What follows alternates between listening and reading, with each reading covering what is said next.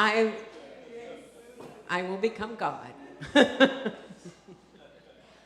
It is so wonderful to see all of you and welcome you to this first day, the garden, I've been in the garden too much, the graduate student portion of the Transdisciplinary Theological Colloquium. And it is so wonderful to see alums that are here, folks who have been in our classes, and of course our incredible graduate students. So I volunteered to be the person that keeps time and wore my best AAR outfit so that we could really, pretend for that. But it's a much nicer atmosphere here. And the game plan is we've got 4 great papers, and then we'll have the Q&A. So make sure you write down your questions, thoughts on that first person, just so you aren't forgetting them by the time we get to the 4th person. Though sometimes the first person is happy if you have forgotten everything. But it is my honor to introduce our first presenter, who I happen to know now is the Reverend Dr. Beth Quick. A hand for passing her a wonderful dissertation defended just a couple of weeks ago. And her topic today is Animals in the End.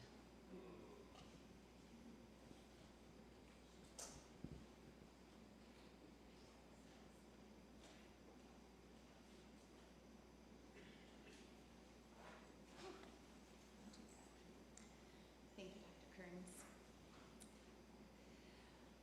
When it comes to imagining the end of humanity, I think that we are afraid that we will be counted as nothing more than animals in the end.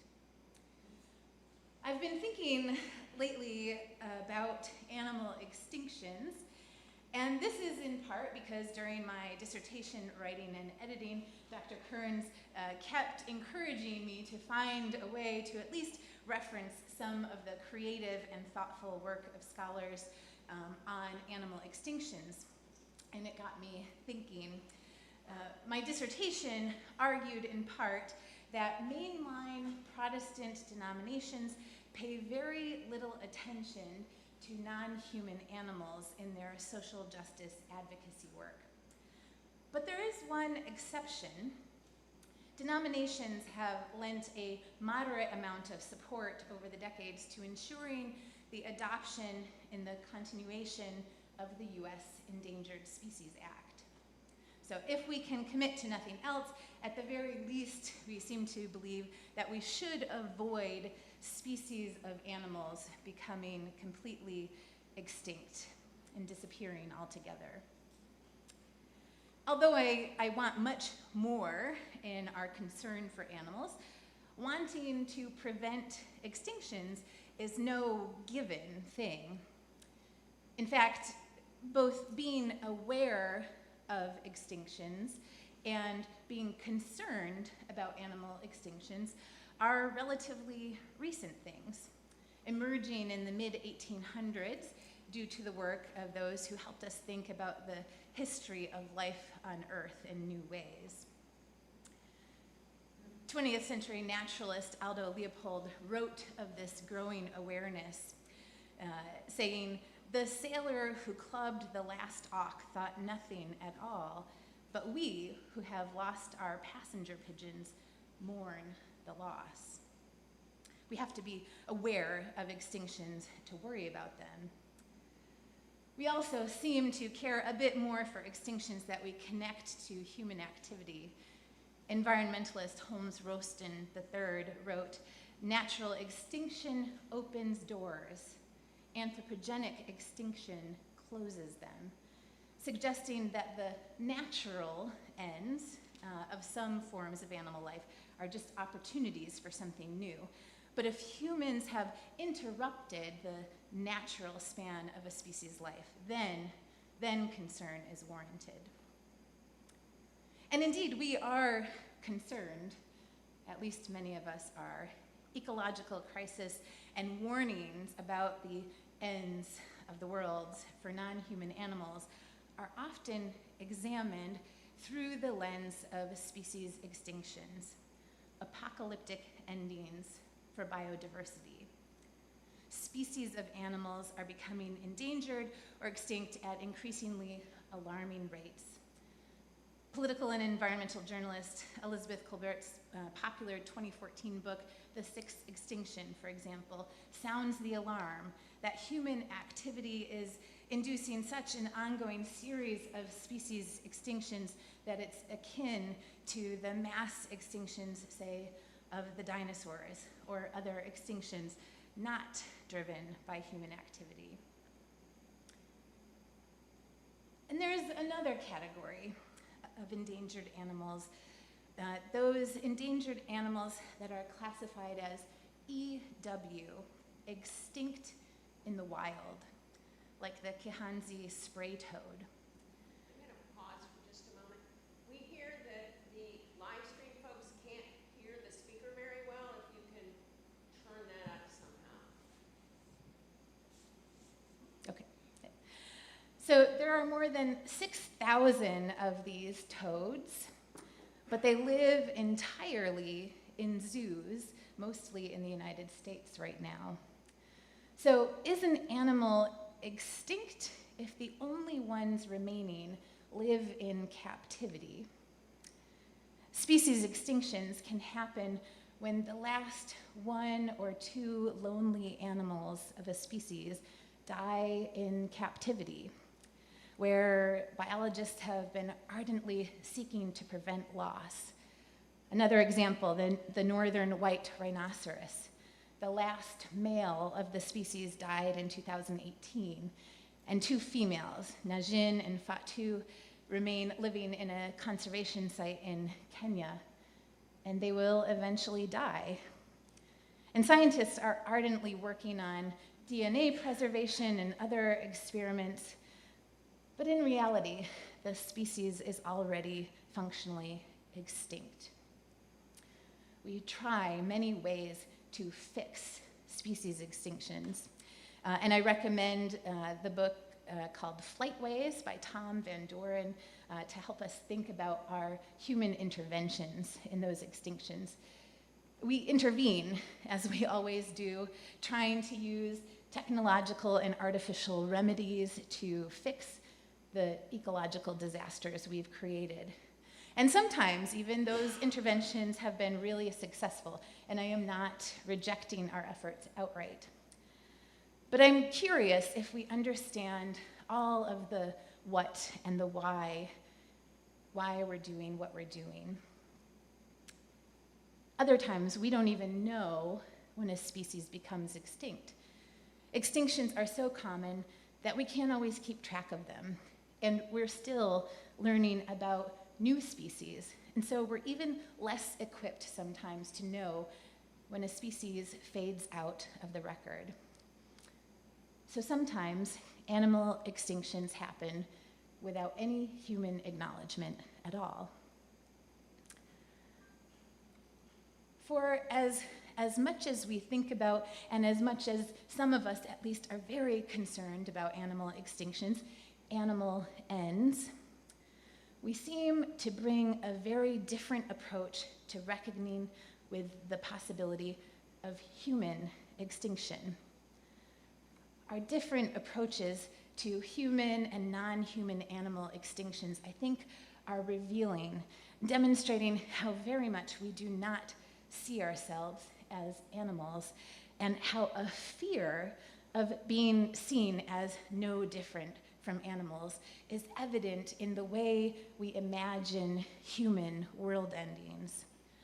Our fear of being nothing more than animals in the end is a telling indictment on the way we have used and abused non-human animals, and a commentary on our sense of separateness from our earth others. In contrast to the reality of extinctions for animals I have described, humans often imagine their own ends of the world as much more noteworthy events.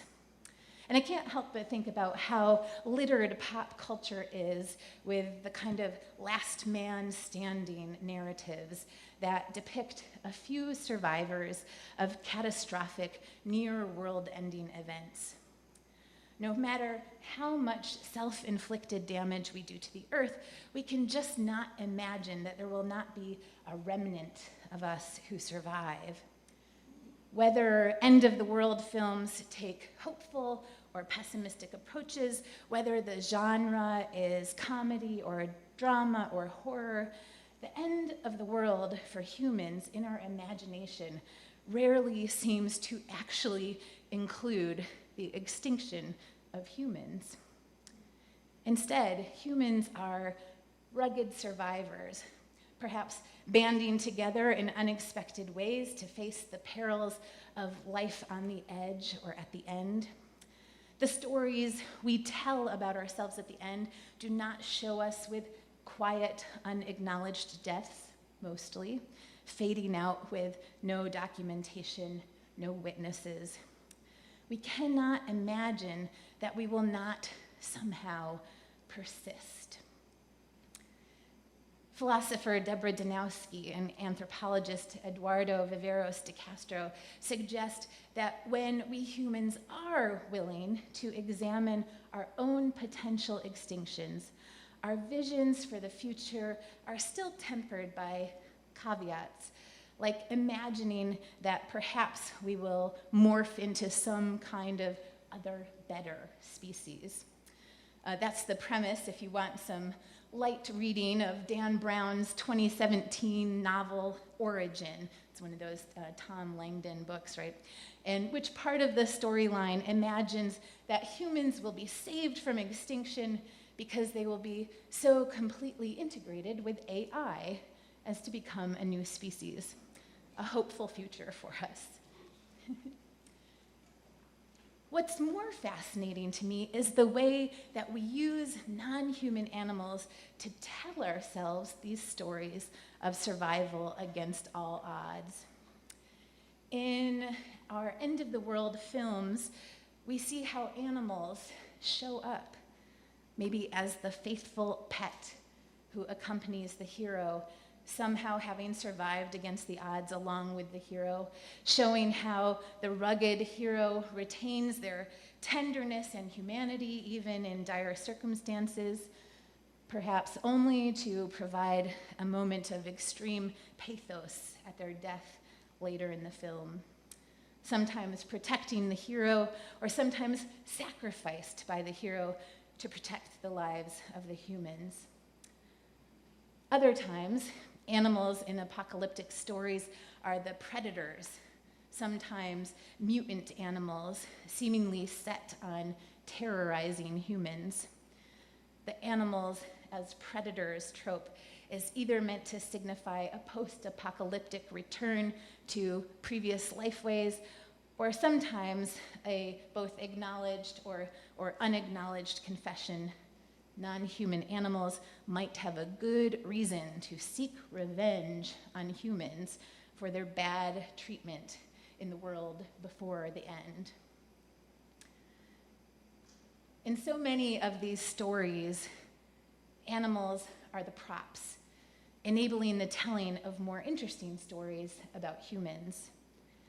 And that tracks with how humans have made use of Earth others through the ages. Ecofeminist philosopher Val Plumwood outlines the master model of domination that is so ingrained in our white Western theological anthropology. The master uses the other as a foil, setting aside the interests of the other to serve the master's needs, lumping all who are other into one convenient group who can invisibly support the status of the master.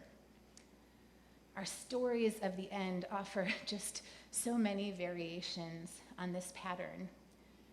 It's about the men in the end, it's about whiteness in the end, and certainly it's about humans in the end, in the master story propped up, even in the end, by the utilitarian other, the often animal other. In his 2024 article, Loving Swarms, Religious Ethics and Mass Extinctions, ethicist Willis Jenkins argues that religions like Christianity also use animal extinctions as a prop sometimes, to tell a story about the deep trouble in humanity. Christian thought doesn't really talk theologically about extinctions, he says. Jenkins focuses on the endangered salt marsh sparrow, an Atlantic coast bird that will probably be extinct within the next 2 decades. He asks, does this bird's extinction matter to Christian ethics? It's one thing for us to theologically lament that humanity broadly is endangering biodiversity broadly. But do we have anything more to say? The category of species, Jenkins argues, may not be a reliable object of moral regard, and loving species may occlude moral perception from recognizing all that matters in extinction. Rather, it's the loss of connections between species, including humans, and between species and the earth. It's the missing community links that matter.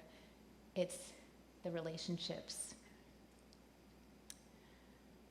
Danowski and Viveros de Castro argue in their really moving 2017 work, The Ends of the World. They argue that every telling of the end of the world also implies a telling of the beginning of the world, a telling of the after the end of the world, and questions about the before the beginning of the world. I think about the Genesis 1 narrative of creation and the introduction of the concept of dominion.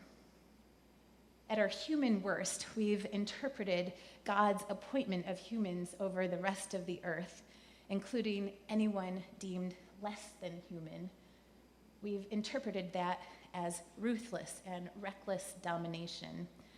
And at best, we think of dominion as a stewarding of the rest of creation. But either way, we haven't done very well by our assignment. What if the ends of the world make space for what comes before dominion? We haven't done well with dominion, so what if we tell ourselves a story of endings and beginnings that frees us from dominion over our earth others, that they might serve not as props between us and our fears, that we are just animals in the end, but as kin whose futures matter, bound as they ever are with our own futures. Did you know that sometimes there are these amazing accounts of species we thought were extinct, but really weren't? Occasionally, we think a species has gone extinct only to discover that we were wrong. A species has reemerged, sometimes after an extremely long period of time. Appropriately, these are known as Lazarus species. We thought, for example, that the Lord Howe stick insects were wiped out by rats brought to Lord Howe Island by human activity around 1920, but they were rediscovered decades later. And I'd like to think that perhaps these species are the smartest of them all.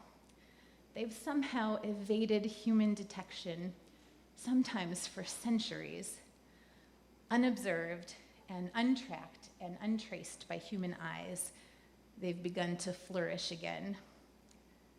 Maybe they are offering a glimpse of life beyond dominion, a beginning beyond the end.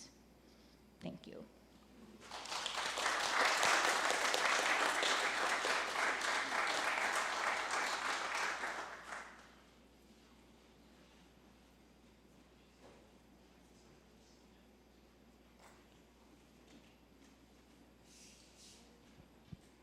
Oh my, I don't know if I want to ask as Beth Quick's first reader if a lot of that watching of apocalyptic films happened while writing a dissertation. Maybe the resonances were clear.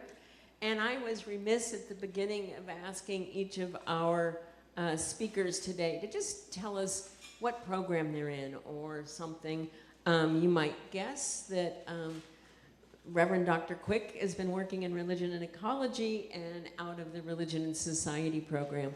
I am now very pleased to introduce Susan Chang Saradakis, who I remember so fondly in my classes, and I'm so excited to hear what she's been thinking now. And I just also want to say, what a breadth, a wonderful array we have today. And that reflects the incredible interdisciplinarity of this place, of our faculty, and of our students that come with us. So it's such a blessing to be here. Dr. Carnes. So I'm a Doctor of Letters candidate in religious studies and writing arts. I'm starting with a short piece for Dr. Keller. Some of you may be familiar with her book On the Mystery, whose name was inspired by her niece. Because it's spring, we expect green sprouts and yellow blooms, but we just don't know how it happens. We can be on that mystery and plant more and more bulbs, figs, and peas, but beneath all the plant breeding and seed cultivars and new but marginally improved flower varieties, we don't know how the seed unveils. When my children grew inside of me, I had no idea how it was working, but I was forced to admit that it was working and that worrying was not a help. And when my sister and I sat with my father as he passed from here to there, well, we didn't really know what was happening then either. The monitor showed his heart beating wildly just before it stopped, although all seemed peaceful on the outside. Did his heart beat in abandon in the hope of things to come, or in fear and contrition of how he had lived? It's all quite mysterious. Beneath this puzzle, we just keep going because we don't have a choice, and because in the mysterious also sing the thrilling, the gorgeous, the transcendent, the sublime, some of the best things of our lives just compressed into very small packages.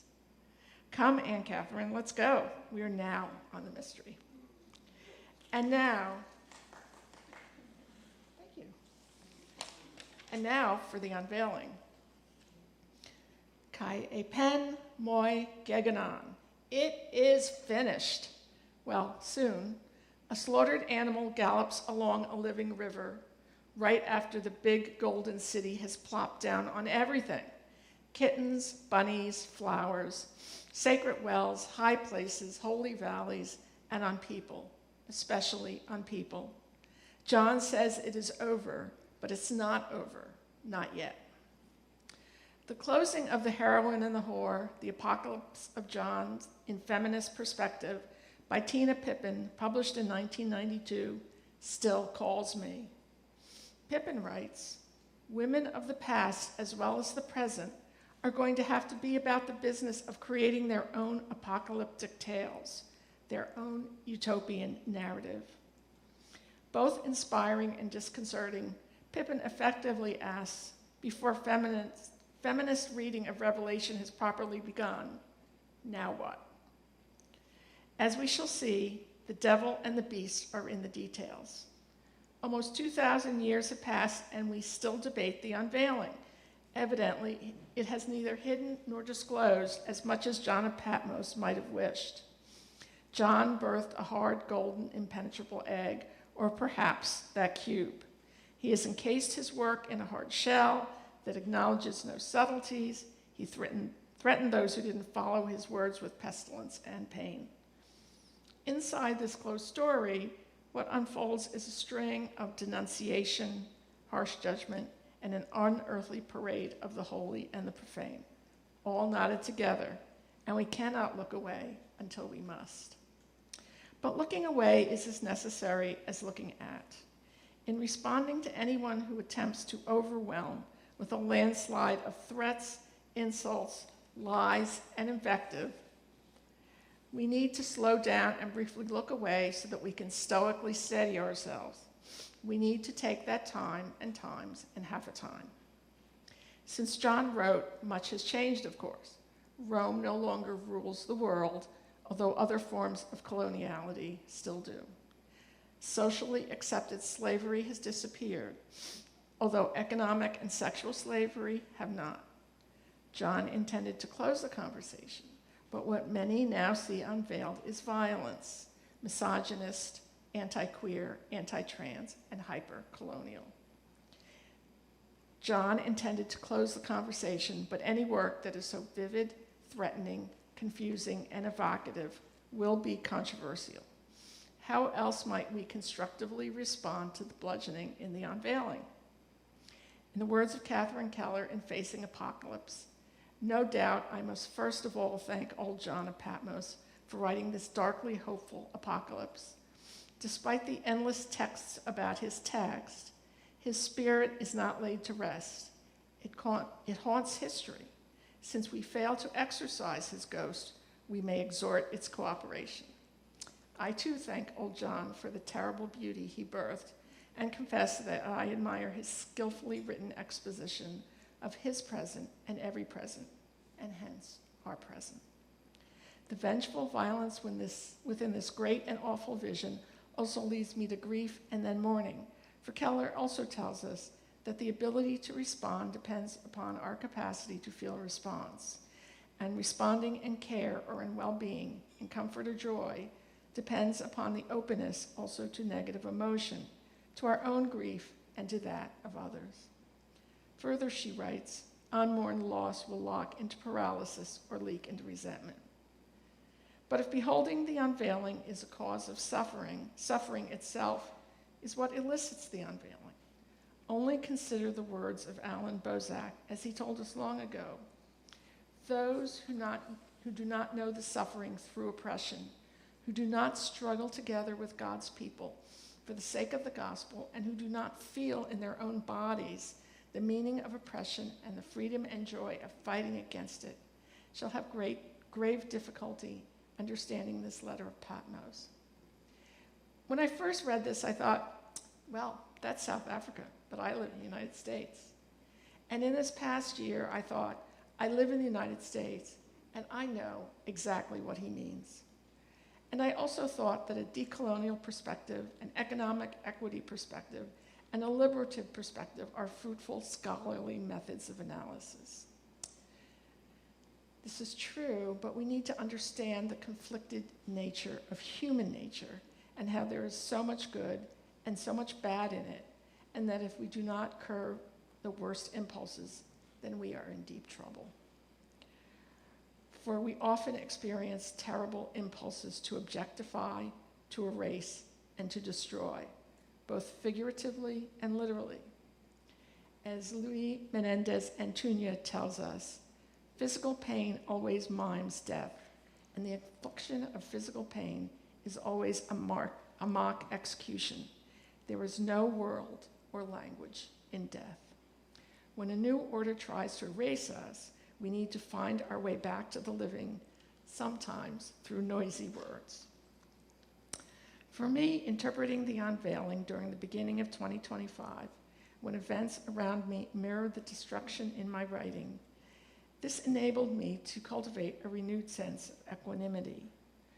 To see what the unveiling reveals, however, we first need to learn how to look, to observe, and to gaze. I see you, says my sweet friend as we walk to chapel. But I see you, the unveiling. I see you shouting and waiting, everything beautiful and everything frightful, and I can only wonder. I see the previously veiled, the glory-spilling father, the sword-mouthed son, Van Eyck's slaughtered lamb, creatures covered in eyes, horns, crowns, and ever more eyes, and I watch and I wonder. Most of all, I see the glassy sea, with crowns flung into the air, singing the sanctus as they fly. Holy, holy, holy Lord.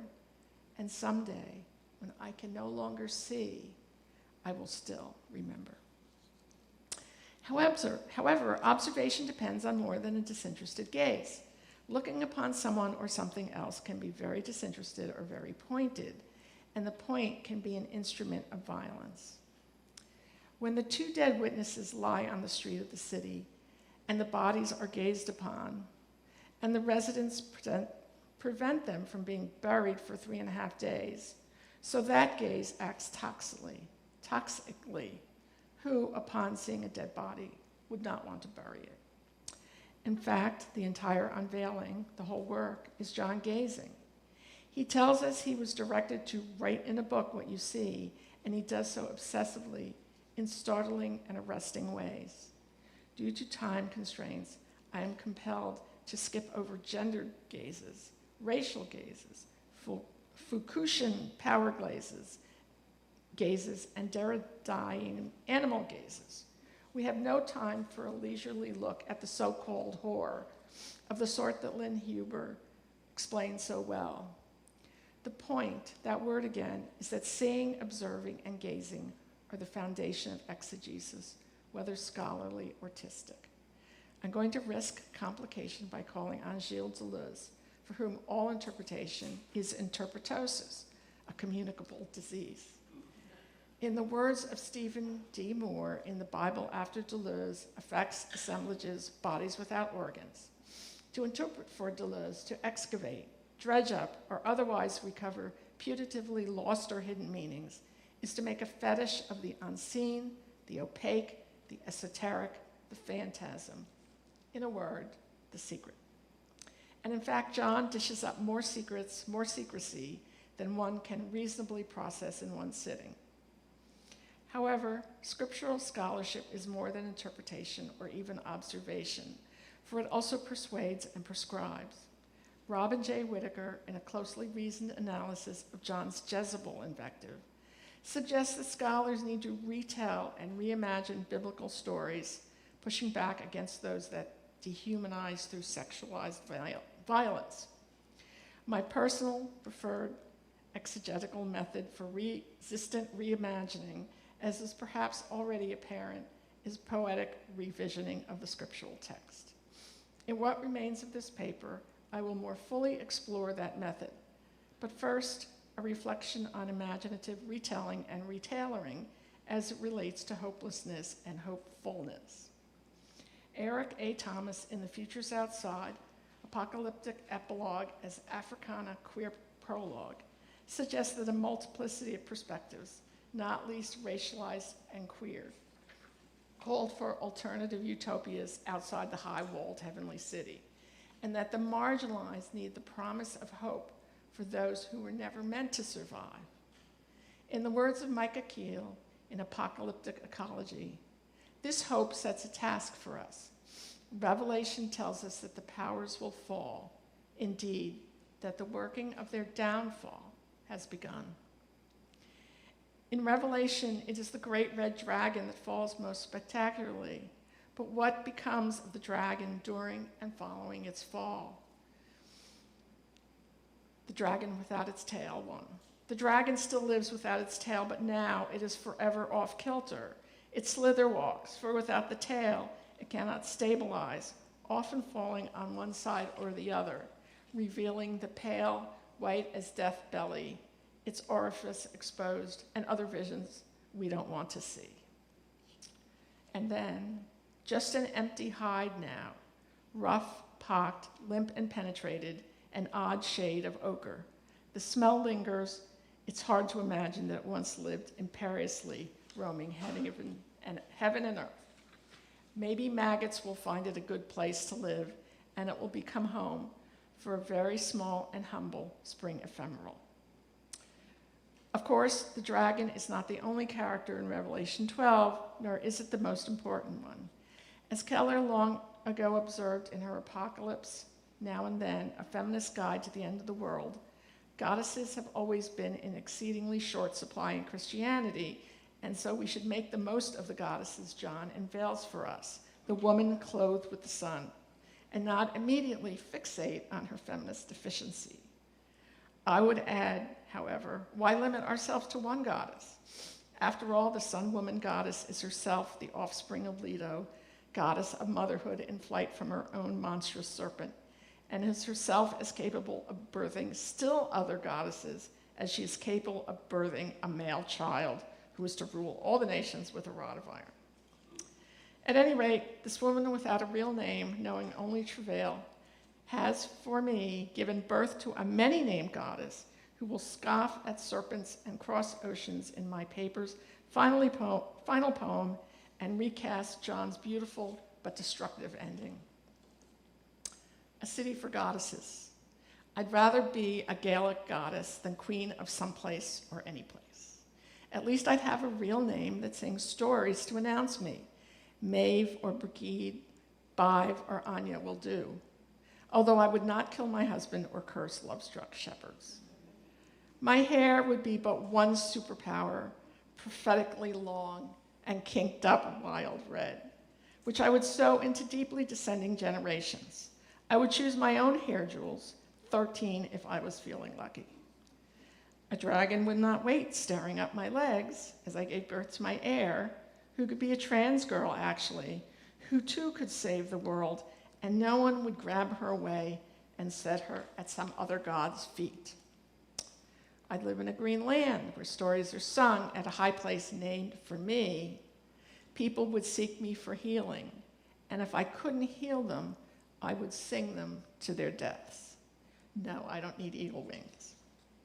Or maybe I'll be Thea, born of the sky and the earth and birthing the sun, the moon, and the dawn.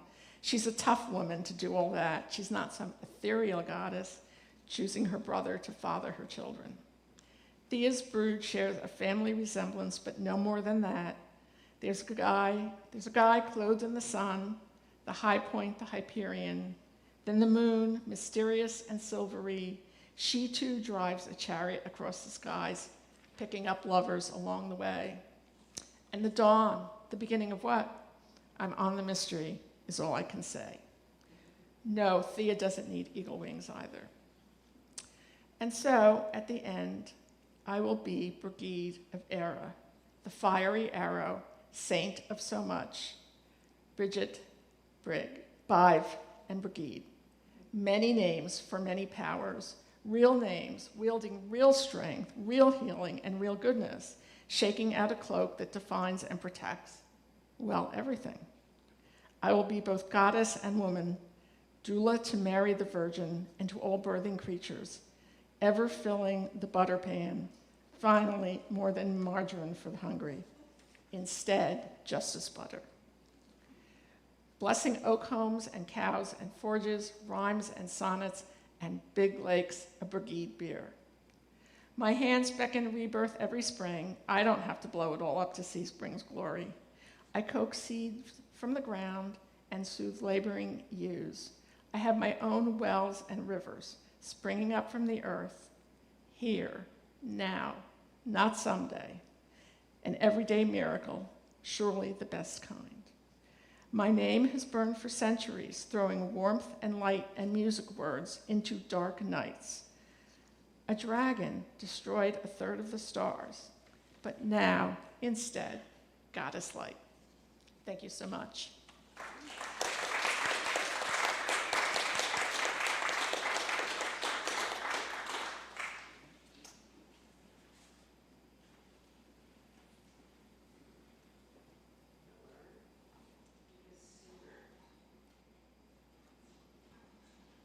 I will learn to do that sooner.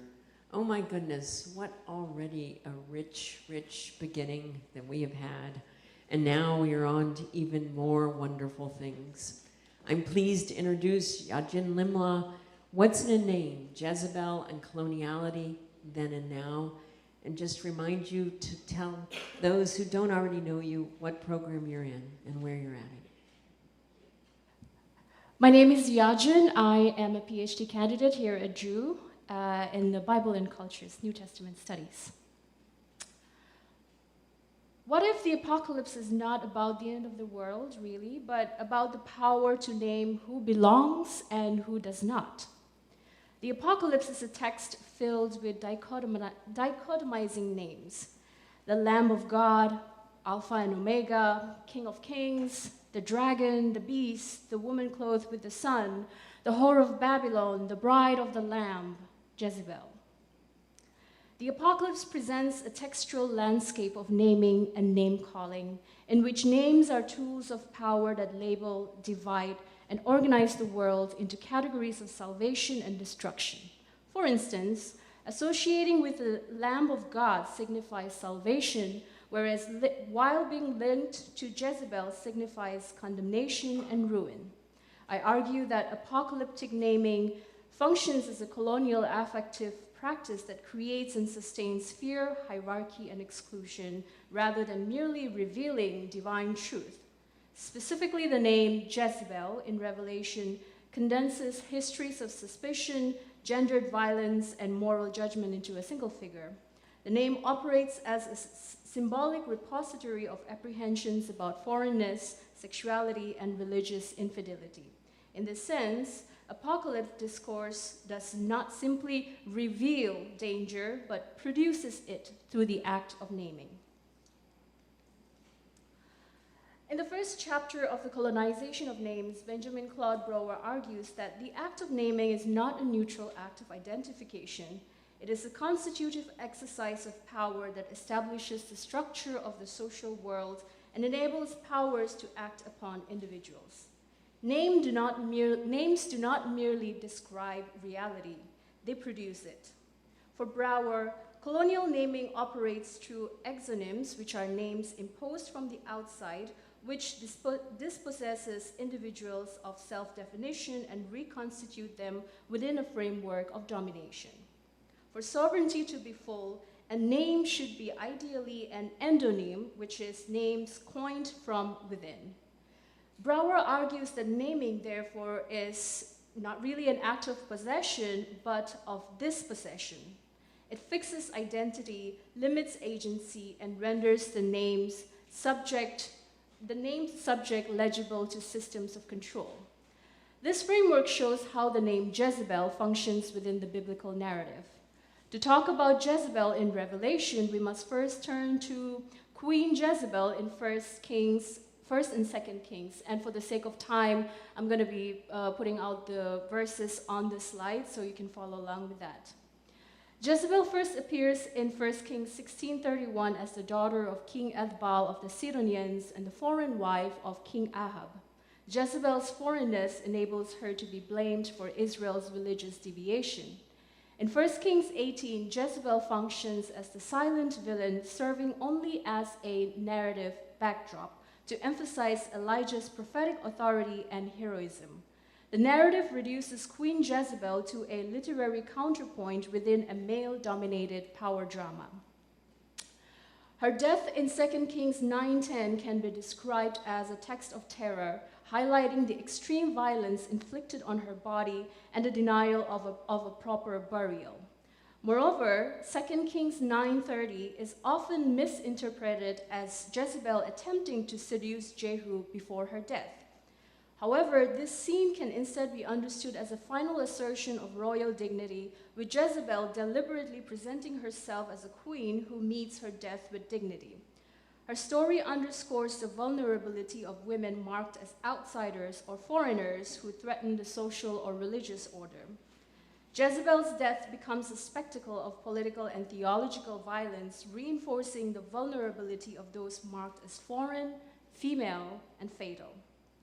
In this way, the narrative produces a set of enduring stereotypes of Jezebel as the foreign woman, the source of idolatrous influence, the manipulative wife, the killer of prophets, and the inevitability of divinely sanctioned gruesome punishment. The name Jezebel reappears again in Revelation as a symbolic marker for a prophetess in Thyatira. The author of Revelation, John of Patmos, describes her as a self-acclaimed prophetess and an unrepentant figure of transgression. This is not working. Okay.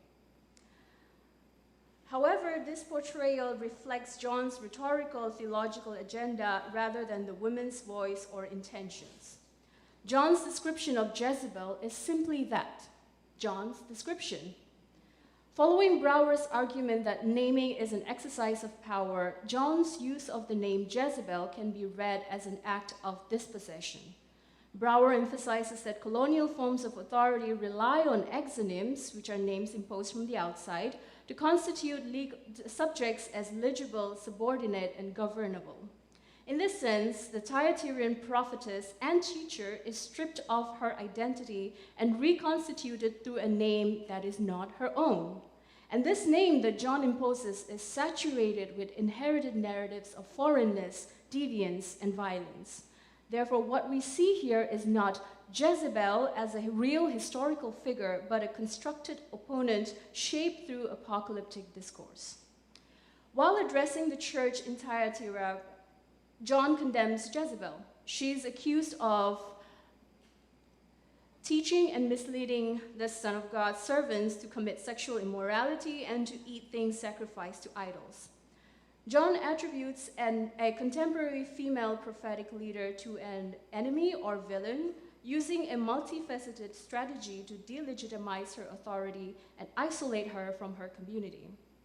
Unlike the other female figures in Revelation who are symbolic, like the whore of Babylon and the bride of Christ, Jezebel is identified as a real person and a rival Christian leader, and it is not her real name.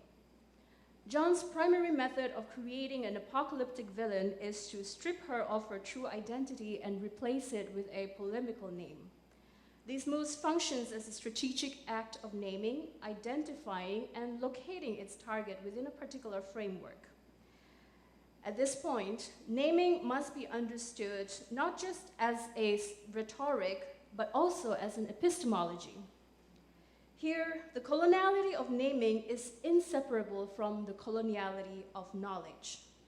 It determines what can be known, how it can be known, and who is authorized to produce that knowledge.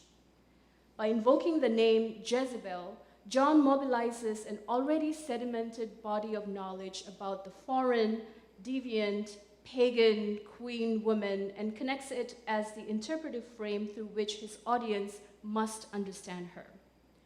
John's authority lies not only in what he says about her, but also in his power to define how she is understood. The name Jezebel functions as a stereotype that distorts the complexity of a living subject by reducing her to a figure of threat.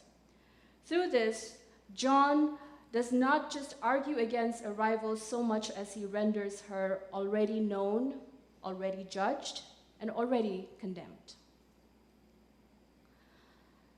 If naming produces knowledge, it also produces boundaries and regulates belonging.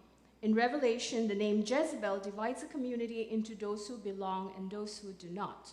Naming becomes a mechanism of power by drawing lines of inclusion and exclusion, transforming epistemic control into social and theological division.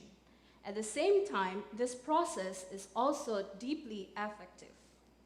Naming creates the enemy and shapes how the enemy is felt and perceived. The figure and name of Jezebel mark an outsider and also mobilizes fear, disgust, and hostility. It creates an insider-outsider binary through affective opposition.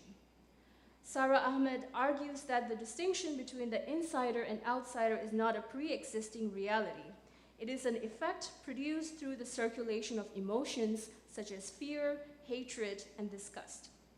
Ahmed's concept of emotion as boundary markers suggests that emotions do not reside within an individual, nor do they simply come from the outside social world.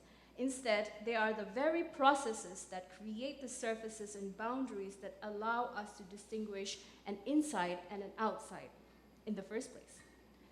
Disgust produces collective expulsion. Hate binds a we against an imagined threat. And fear constructs the community as a vulnerable body under constant threat, framing it as a perpetually susceptible to invasion by a could-be threat. Through these circulations, certain bodies come to be recognized as bodies out of place. In this framework, John's rhetoric constructs Jezebel as precisely such a body out of place. Even though she is a local insider with internal support and authority, she is repositioned, or in Brouwer's terms, dispossessed, through affectively charged language as an internal threat to the Christian communal integrity. By linking her teachings to sexual immorality and idolatry, John sticks her to established figures of corruption, transforming doctrinal disagreement into moral contamination. This is both a theological dispute and an effective reorganization of the community itself. Jezebel is cast as a figure who must be expelled from the community, while those aligned with John are consolidated into a purified we. In this sense, John's authority is asserted through naming and through the affective productions of boundaries that render certain bodies as threats. John moves to render the threat against Jezebel through gendered system when he says, "Behold, I will cast her into a bed, and those committing adultery with her into great tribulation, if they shall not repent of her deeds, and her children I will kill with that." John uses sexualized vitriol to depict a theological dispute. If naming constructs the enemy, punishment reveals the stake of that construction. This becomes particularly clear when Jezebel is read alongside another opponent, Balaam, in Revelation 2, verses 12 to 17. The name Balaam is another example of John's name calling. Like Jezebel, Balaam is not a real figure in this context. While John uses the same core accusations against both Balaam and Jezebel, specifically teaching followers to eat meat sacrificed to idols and practice porneia, the nature of the threats he issues against them differs significantly in tone and imagery. The threat against the group following Balaam in Pergamum is a metaphorical sword fight. It is a meeting of equals using the sword of my mouth. In contrast, Jezebel is to be thrown on a bed, which is sexualized violence and rape-like terror, and to suffer in distress. These differences underscore a gendered logic in John's conflict rhetoric. Male opponents are threatened with conventional combat and judgment, while female opponents are subjected to sexualized vitriol and intensified bodily vulnerability.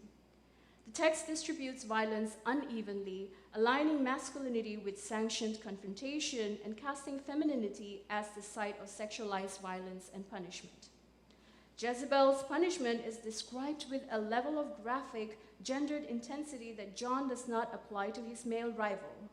This gendered asymmetry points to a gendered logic of boundary making that can be read through Maria Lugones's concept of the coloniality of gender. For Lugones, categorization is a central tool of dehumanization within the categorical logic of colonial modernity. She contends that the systemic classification of people into atomic, homogeneous, and hierarchical categories is not a neutral act of violent process that reduces human complexity to fit oppressive powers and structures. John's labeling of his opponent as Jezebel exemplifies this type of categorical violence. It reduces a dynamic prophetic figure to a stereotype shaped by notions of deviance, foreignness, and excess. This act strips her of her individuality and transforms her into a problem to be managed. This reduction is inseparable from the logic of sexualized violence. Lugones argues that within the colonial modern system, those cast outside the category of the fully human are especially vulnerable to bodily and sexual violation. John's rhetoric follows this pattern. While his male opponent Balaam is engaged through or in a metaphorical male type of combat, Jezebel is subjected to imagery that targets her sexuality, her reproductive capacity, and bodily integrity. She is made vulnerable and is transformed into what Lugones calls the tortured materiality of power, a body through which authority is asserted and boundaries are enforced. Jones' gender judgment participates in a broader system in which sexual regulation functions as a means of control. Jezebel's perceived transgression mark her as a figure who exceeds the boundaries of conventional womanhood. As Lugonis argues, such figures are disciplined through forms of violence that secure the hierarchical order. John's apocalyptic punishment functions as a mechanism for reasserting a gendered and epistemic order in which deviant women are reduced, violated, and ultimately erased.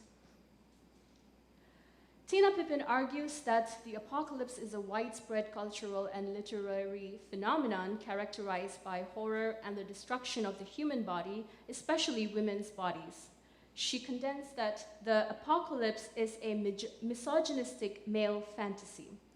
Within this framework, Jezebel is defined by her role as an undying vampire or phantom ghost who eternally roams through cultural texts and gender relations.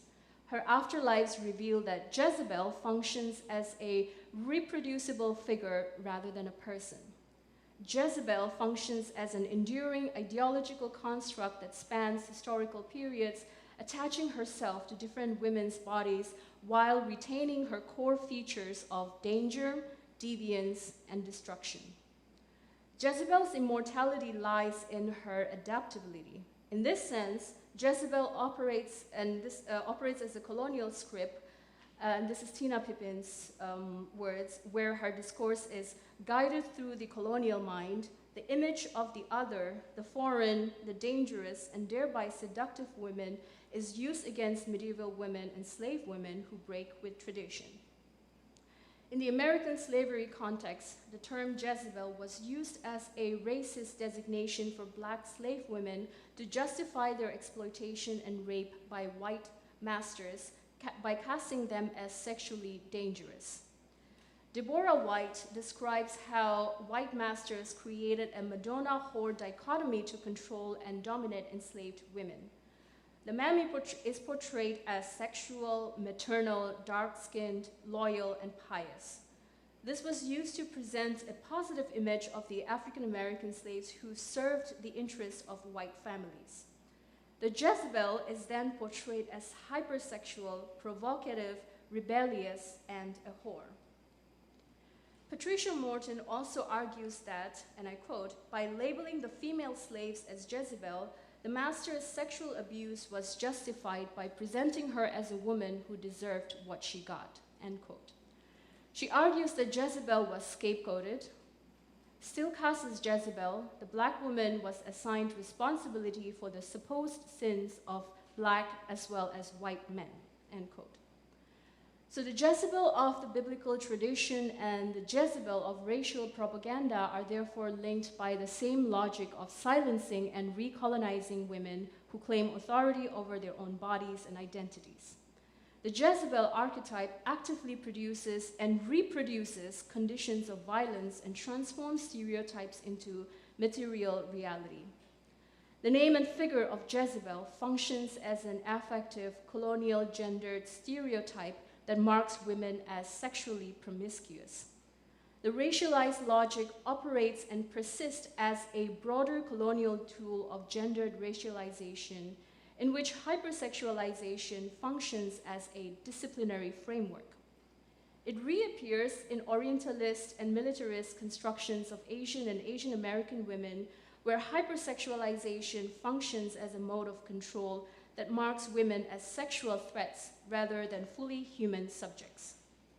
Responding to the tragic Atlanta shooting in March 2021, where 8 people, including 6 Asian women, were killed by a white Christian man at a spa and massage parlor businesses, Christine Hong says, and I quote, "Sexual purity theologies are tied to white supremacy because Asian women have a transcontinental history of being hypersexualized and fetishized through Orientalism and militarism in Asian nations. You can be a 65-year-old grandmother whose job is to feed co-workers at an Asian-owned spa, and suddenly you are a sex worker, a temptation for white men. These dangerous theologies erases the lives and personhood for the Asian women the shooter murdered and instead make them solely temptations to be eliminated.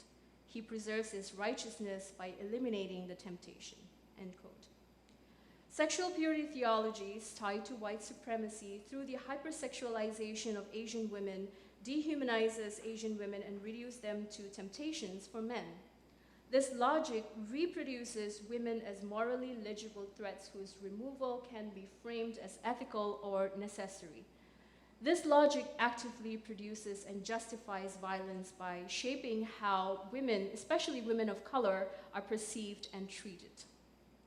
Sort of summing up and wrapping up this presentation, across context, the name and figure of Jezebel function as a colonial affective script that hypersexualizes women. The narrative vilification of Queen Jezebel evolves into an apocalyptic boundary-making strategy, casting Revelation's Jezebel as a villain. This dynamic reflects a broader feature of apocalyptic discourse. It reflects the timeless story of the vulnerability of outsiders and foreigners, along with the persistent threat of violence hovering over women's lives across contexts.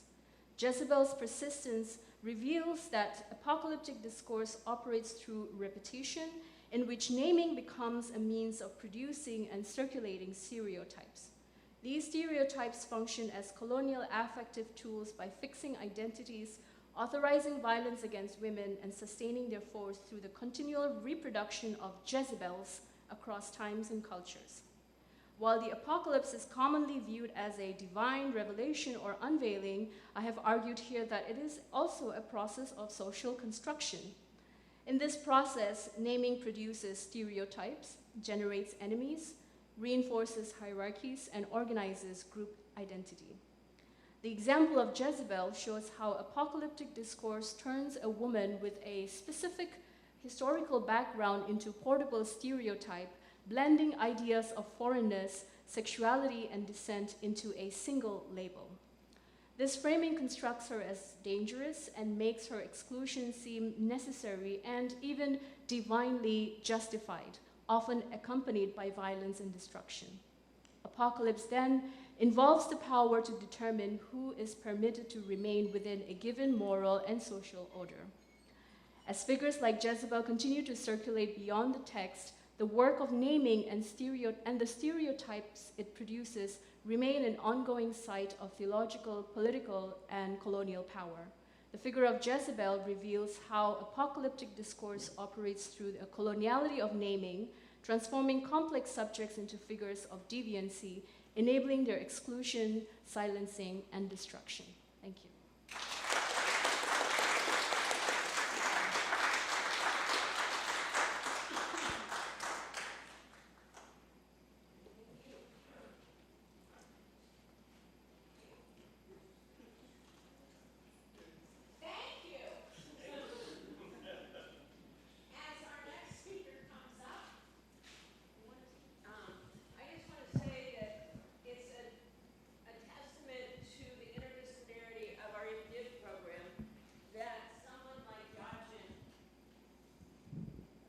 That someone like Yajin also TA'd for Global Face in the Earth. So you can just see that richness that's worked into our required courses of this incredible strength and diversity we have among our grad students. And so I'm really thrilled. As you can see, I have a sort of personal attachment to all of our folks today, and that's why I volunteered to be here. Our last presenter, and I have to say everyone is doing excellent on time, is Tyler Heston Wolfe, Dazzling Ruins, Queer World Making in Between Revelation and Revelations. Thank you. Thank you so much. I am in the Bible and Cultures program, a PhD candidate, about halfway through the program right now. Like Agent, I'm focusing on the New Testament, specifically queer approaches, hence this paper today. So the subtitle should be Queer World Making in Between Revelation and Revolutions, which I'll probably mix up the words myself. I won't, I've practiced enough, but it does make more sense. My paper begins with an epigraph that says this: "The queens dress in those parts of the devastated city which the men have abandoned. In the spaces created by ruined buildings, the queens have made a dazzling new world. With a joint scene of ruin and radiance, the book of Revelation ends with the descent of the heavenly New Jerusalem onto the ruined city of Babylon, a representation of ancient Rome. The end of this apocalypse thus both concludes the Christian canon and it catalyzes cultural imaginations for everything from devout accounts of the afterlife to articulations of queer revolutionary world-making. Here I consider a queer relic that responds to and reworks Revelation's final scenes, Larry Mitchell's 1977 book, The Faggots and Their Friends Between Revolutions. This book builds an alternative topography that trades Babylon for a city named Ramrod, a ruining city from which, quote, dazzling new worlds, end quote, emerge. Instead of one heavenly city on top of absolute destruction, Mitchell offers a multiplicity of ways in which the titular faggots and their friends, quote, move across the marred landscape of Ramrod, finding quiet places to love and live. I read Revelation as a faggot living in Empire City, New York, today. And I'm curious about how to read Babylon's destruction and how Mitchell might offer an alternative for interpreting apocalyptics and their real-life applications. This paper, I first explore how Revelation 17 through 18 and 21 through 22 form what Barbara R. Rossing calls a, quote, choice between two cities that beckons important feminist and queer critique. In particular, two scholars that Susan has already introduced us to, Luis Menendez-Antuña and Lynn R. Huber, describe how commodification and assimilation form this structural dualism in Revelation in ways that can inspire alternative imaginations. I then turn to the apocalyptic topography of the faggots and their friends, and using Foucault's concept of heterotopia contra utopia, I conclude that Mitchell's apocalypticism enacts a queer world-making with heterotopian relationality that renders a way out of Revelation's binding binary. So in chapter 17 through 18 and 21 through 22, Revelation tells a tale of two woman cities. The first is, quote, Babylon the Great, mother of whores. And I'm quoting from the New Revised Standard Version, updated edition, and that's 17 verse 5. Chapter 18, she is presented as if she is a queen, decked out in gold and scarlet and pearls, beautiful but damned. She suffers divine punishment, plague, pestilence, and famine before being ultimately, quote, laid waste by 18 verse 19 with a swift heavenly slaughter. But later, another woman's city, the, quote, New Jerusalem, descends as a bride adorned for her husband in 21 verse 2. This is no peaceful wedding processional. The continent-sized megapolis takes up residence on the very blood-soaked ground where Babylon was, quote, thrown down with such violence, according to 1821. Mrs. New Jerusalem beams with a crystal-clear radiance that outshines the late Miss Babylon. And Barbara R. Rossing argues that the heavenly city's dazzling presentation emphasizes her over Babylon or Rome as God's better half in this happily ever after. The deadly urban duel has a gender dichotomy with the violent logic and potential for violent interpretation.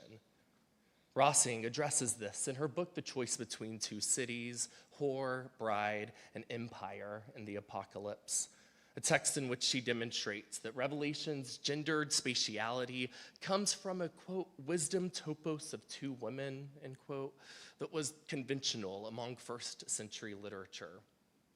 Written soon after the destruction of Jerusalem by Rome in 70 CE, Revelation's New Jerusalem reverses a specific history, and its target was not directly woman, but Rome. Thus, Rossing concludes that its gender dynamics are part of its, quote, positive political and economic critique. Other scholars, like Alan D. Callahan, agree. He points out that Revelation does not intentionally sexualize Babylon in chapters 17 or 18. There is no, quote, pornographic detail in its language. Without explicit words of desire, he argues that the story is one of destruction and less something like assault. I'm not so sure if I agree.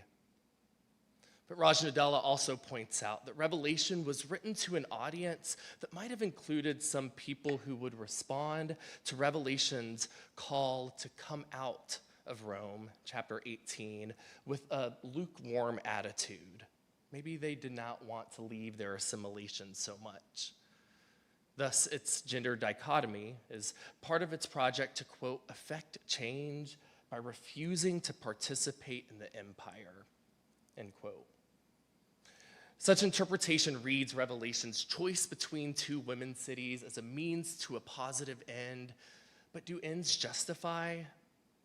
Miranda N. Pillay argues that this overlooks the real violence of ancient rhetoric that imagines cities as women, quote, conquered and taken by men in the name of empire. Gendered imaginaries were never just casual grammatical tools. Bodies defined then, as they often do today, understandings of nationality, of belonging, and of the violence that they rely on to sustain. There's queer critique that's likewise hesitant to approve Revelation's imaginary. Contra Callahan, Luis Menendez-Antuña argues that Revelation does cultivate desire for Babylon, at least implicitly. Revelation's subjectivity is, quote, deeply split between two worlds, the world of empire and of the utopian kingdom, end quote. Thus, its dream of destruction plays with desire for Babylon in order to redirect it, quote, towards a critique of wealth itself. Menendez-Antuña thus considers this to be actually queer, as desire is rerouted against profit-driven norms in the ancient world and in our world today. He draws parallels between ancient and contemporary imperial imaginations and their resistance, and even notes that the United States is the legitimate heir of imperial Rome and its rule, and thus connects Revelation's call to resist greed with its resonance for queer audiences today who wrestle with commodifying neoliberal forces like rainbow capitalism. This analysis of commodification links to Lynn R. Huber's analysis of assimilation and their, quote, queer lesbian reading of the whore, end quote. Huber describes Revelation's gaze towards Babylon as something informed by wonder or amazement that the angel who gives voice to the author apparently deems unacceptable. She's referring to 17, verse 7. Thus, Huber plays with this wonder, with the queer desire, quote, for reciprocity that wants closeness with the whore and some distance from her, end quote, because of the way in which her beauty bursts forth from a, quote, forced recognition of their shared vulnerability, end quote. So Huber discovers this ambiguous relationship with the woman city in a way that both ascribes Babylon agency that Revelation has denied, and proffers a response of how ancient audiences and queer individuals today are dangerously tempted to mimic empire. Such readings resonate with my own position as a queer New Yorker who lives in the Babylon of today's Roman Empire. Every day, I see ways in which queer identity, life, and culture do risk the kind of commodification and assimilation that curb their apocalyptic potential. Yet I am unsatisfied by warnings against such things in Revelation's topography and its typical interpretations. Instead of rerouted desire, could the map itself be transformed? Carolyn Vander Stekely asks if, quote, Babylon could just as well have been represented by a male character. This is one way to remap Revelation, and it's the route that Larry Mitchell takes in his book, The Faggots and Their Friends Between Revolutions, which turns Mrs. Babylon into a man-city named Ramrod, from which many dazzling alternatives emerge. Mitchell, who was a fellow New Yorker, first conceived of the Faggots and their friends on a trip to San Francisco on, quote, one drizzling stoned night hanging out on Castro, watching those amazing faggots playing on that amazing street. Thus, this project is both an homage to urban queer subculture in the 1970s, and it also draws from Mitchell's involvement and participation with communal living projects upstate New York. It's thus become what Morgan Basichis, in this reprint's introduction, considers to be a, quote, manifesto for clandestine networks of chosen family making lives and plotting revolt in an empire in decline. Its 110 pages include short stories and character vignettes and snippets of faggot fables and women wisdom that form a loose narrative accompanied by lively illustrations from friend and artist Ned Asta. It tells of a world in which the titular faggots and friends, like fairies and queens, use the ruins of Ramrod to render new space for community and for being.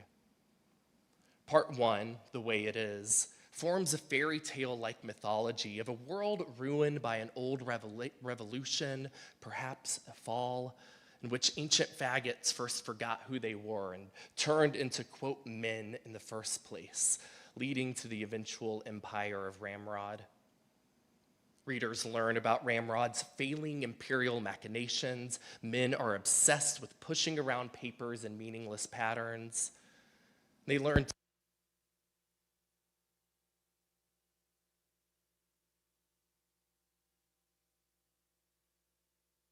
Thank you. Ooh, that's better.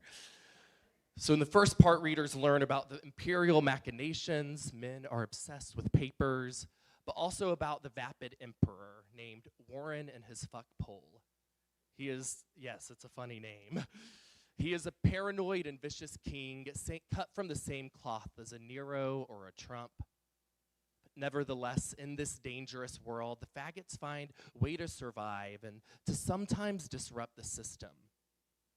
Part 2, The Energy of Oppression, details such disruptions alongside diverse portraits of characters who each cultivate their own ways to live until future revolutions come.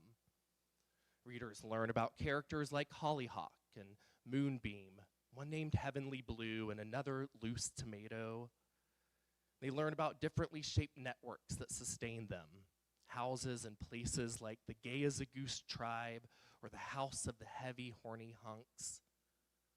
Throughout this, readers also learn that there is no essential definition for a faggot or their friend. In fact, anyone can become one. A future lingers in this book with the final revolution that will, quote, engulf us all, and in which the faggots and their friends will cease to be faggots and their friends. However, the text is not very teleologically concerned. Unsure endings fill its narrative, its reception, and its history. The book only received small printings originally and went out of print in 1988. Though over the past decade, it's been reprinted twice and revived into several musical adaptations. New audiences, I think, are hungry for something other than the assimilationist trends of queer media. But they may be interested, too, in how the book reverberates with apocalypticism like Revelations. Both Revelation and Faggots and Their Friends offer colorful imaginations inspired by and inspiring to real-life networks of resistance. Ramrod is New York City, and thus refers to Rome or Babylon reincarnated. As a product of United States culture, Mitchell's has Revelation's heavenly ending in the back of his mind as he imagines Ramrod and presents not one Mr. New Jerusalem, but many multi-gendered alternatives within the ongoing decay. So the Faggots and Their Friends and Revelation are both apocalyptic, but they've also been variously interpreted through utopian frameworks as well. This term, as many of us know, comes from Sir Thomas More's 16th century novel about a fictional nation named Utopia, a term deriving from the Greek words both for good place and no or not place. Utopias and utopianism thus often come with some blueprint, like a New Jerusalem. However, Mitchell takes such utopia and offers an alternative, something that Foucault would call a heterotopia. Contra-utopias, quote, sites with no place in Foucault's language.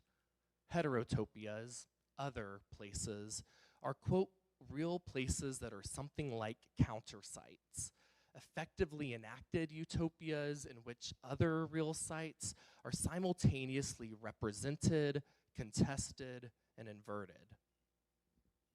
Foucault describes heterotopian spatialities as serving different purposes and not necessarily good. He lists prisons, nursing homes, and graveyards in his 1960s lecture on the subject. These locations and spatial imaginations are things that inhere with ambiguity. They mirror reality, reflecting it, but also creating something virtual, something Foucault calls unreal. The biblical scholar Thomas W. Martin explores a heterotopianism in Revelation's own heavenly city, whose shining details directly mirror Roman imperial architecture. Such a trace of what is, within a description of what is not, quote, undermines efforts at totalized ideologies of constructed space. So heterotopian reconsideration of Revelation's two women's cities thus moves past the totalizing gender dichotomy into the variety of ways in which faggots and friends can live within ruining empires like Ramrod. Instead of a utopian teleological tendency towards homogenizing ends, heterotopianism embraces the multiplicity, hybridity, and ambiguity of lived experience, especially experience of violence, subjugation, and oppression. The queer theorist Lauren Berlant says that heterotopianism is essential for queer relationality that can live, quote, in the co-presence of many forms of life. Co-presence like those that characterize split consciousness of Revelation and the faggots and their friends. Whereas Revelation institutionalizes one alternative with New Jerusalem, Mitchell offers what Berlant could call an infrastructure of loosely connected individuals and networks more honestly present to the various realities of ruining empire and dazzling resistance. Berlant's framework is a non-teleological world-making that operates with what she calls a non-sovereign relationality, a commitment to not even try to have absolute power over others, even in our heavenly dreams. This becomes a compass for life in the midst of ruining empires, ways of living that do not tightly grip to guaranteed ends.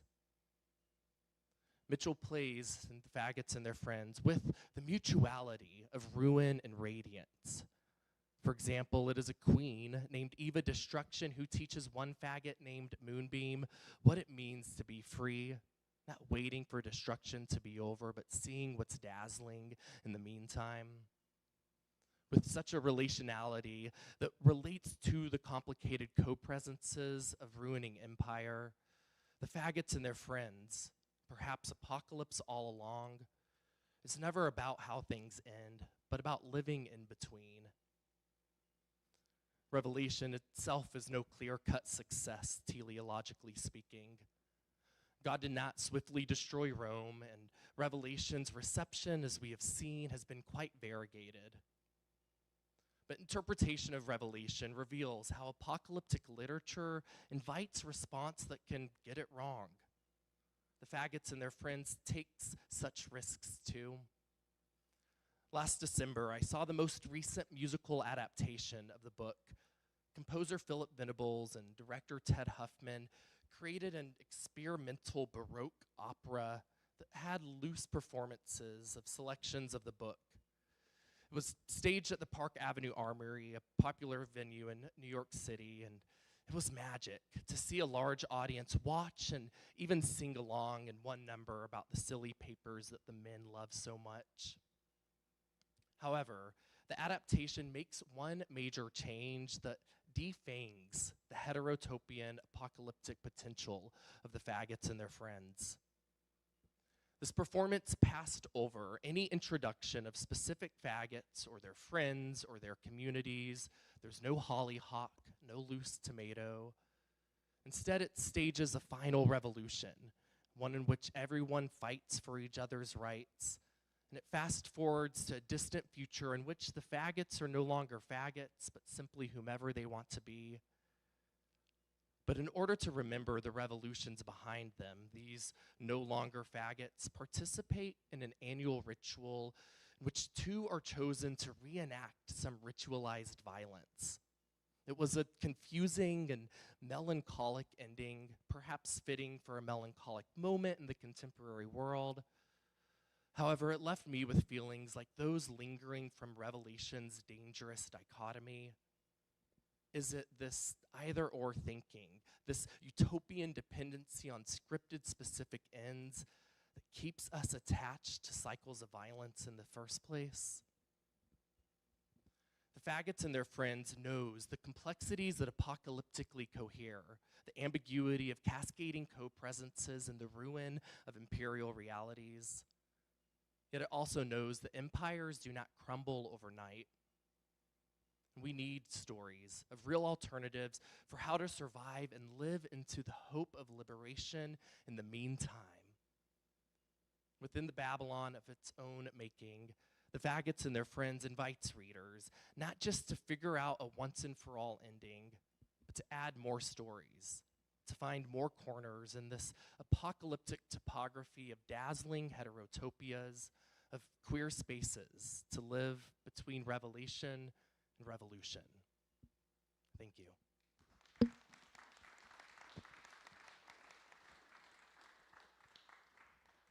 Well, that is a very experienced presenter who can start talking then with a mic in hand, still make all of the gestures. I think I'm envious of such talent. Wow, what an incredible, rich offering that we have had. And the lovely thing is we have a half an hour for conversation. And I don't know, is there anyone out there that wants to do a mic, or should I stand up and bring the mic? I won't mind standing up, I'll admit. But first, I want to just ask our presenters, yes, if you've got any sort of thoughts or on each other's. I know you probably are all so tired and relieved that it's over, and I would have to say that if I was at AAR and I'd had such a session run so smoothly with such well-timed and presented presentations, I would consider it a success. But I do want to give you the first moment. I don't see anyone's hands wildly waving. Anyone out here who would like to make a comment, a question, just sort of congratulate? Thank you, Karen. And introduce yourself, if you could. Hi, everybody. I'm Karen Bray. I finished my PhD here in 2016, so it's in TNP. It's great to be back.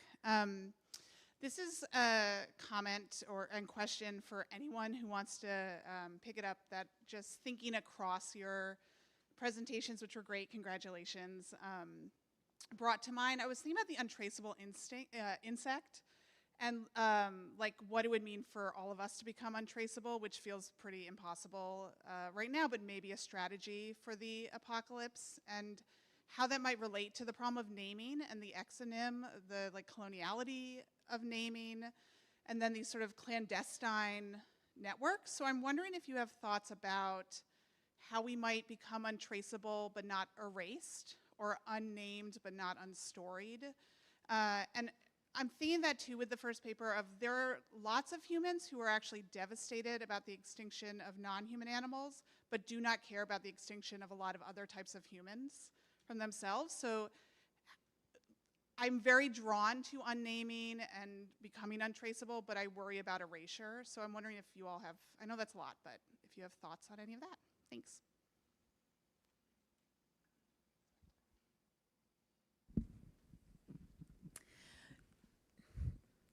I would just say first that, when I think about the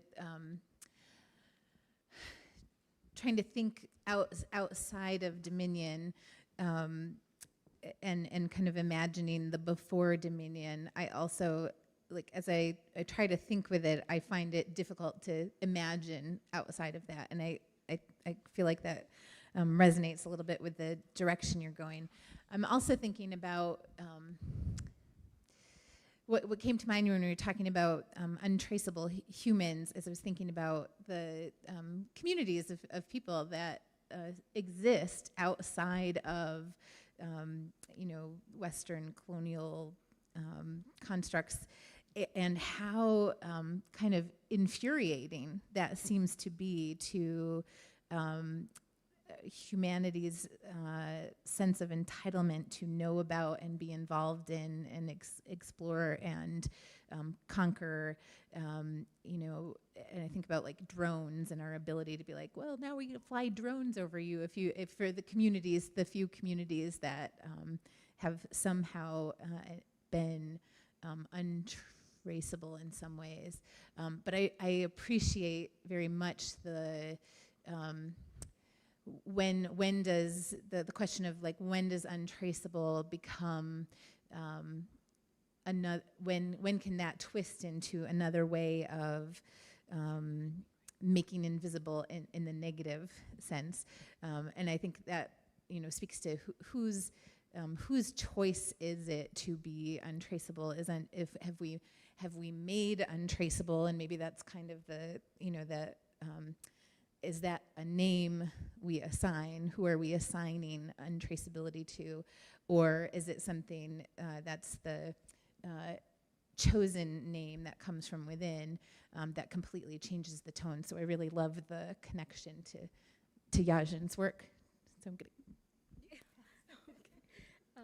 I'm also gathering my thoughts, but I think to remain sort of untraceable, but not to sort of like conform into this erasure and sort of this unnaming, that like unnaming itself is a decolonial way of, this exonyms, like, right, like the names that are put upon us and telling us how to be and how, you are perceived over this world. And so I think it is to do that is to inhabit a form of opacity that sort of resists capture by the colonial and the patriarchal systems of naming, while also refusing the violence of disappearance, because that itself is like, the violence of disappearance and all of that. So I think it's just, and there is a certain article that I read about unnaming and the decoloniality of unnaming, and how that itself is a process to sort of like be free from this erasure, and then to not have the stereotypes forced upon you, and that you get to be presented how, just as how you want to be, and which also connects to, I'm sorry, like it just feels like passing on, but that's also relates to that of like, how you want to be in this world that you're imagining and that you're dreaming of, and that's the world to perceive the come. So I don't know if you wanted to add to that. It feels, but I saw the connection in that. It's also. Yeah, this is small, but there's something about this apocalyptic that doesn't care about being sustained, and it's not like, I think it finds a way in between some of that tension of like, well, nothing is ultimately going to last, so how can we live in the meantime? And the introduction, like when I first read this book, I really wanted the commune that kind of inspired some of it to have been something I could still go visit today, but it only existed for a few years and it faded into the ether. The author of this book kind of ended up living in the city in obscurity for most of his life. Like, he did not live this faggy, wonderful utopia forever, but it's that letting go of needing something to sustain that may help move past that bind of erasure versus, I'm forgetting all the wonderful language you just used, but yes. I just want to add one thing, thinking about naming and thinking about the last, the stick insects that I talked about at the end of mine, the Lord Howe stick insects. That's a name for the island in Australia that's named by the the British figure Lord Howe, that is not that insect, that stick insect, is also sometimes more colloquial known as tree lobsters, which I like that name, maybe tree lobsters, and thinking about and which are all separate, from the scientific name of the animal, and thinking about that process of how much even like the names of stick insects carry so many stories of labels, layers of labels assigned to them in them. So I feel like animals can disguise themselves to a certain extent, but I don't think with AI or facial recognition now that we can disguise ourselves. And I just wonder, like, I don't know much of anything about this, but I just wonder if people being in drag really annoys the government or the whatever you want to call it, because it's just a way of making people unrecognizable now, and you can't disappear if you wanted to. So just throw that out there.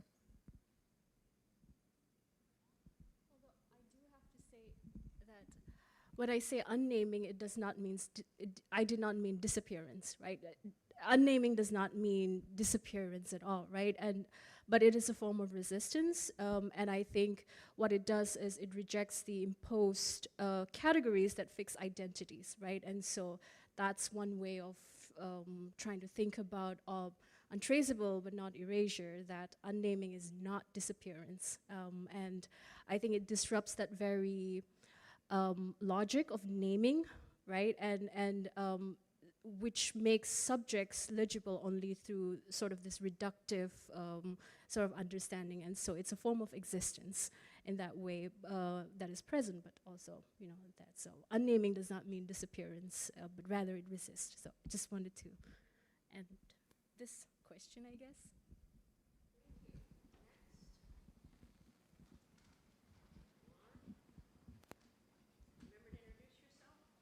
Oh, yeah. Hello, my name is Juan Martinez. I am a PhD student, Religion and Society. Thank you for all the presentations. And I had this thought about the, maybe Jajan can elaborate more on these difference or connection between self-naming and unnaming as acts of resistance, if there is a connection or contrast.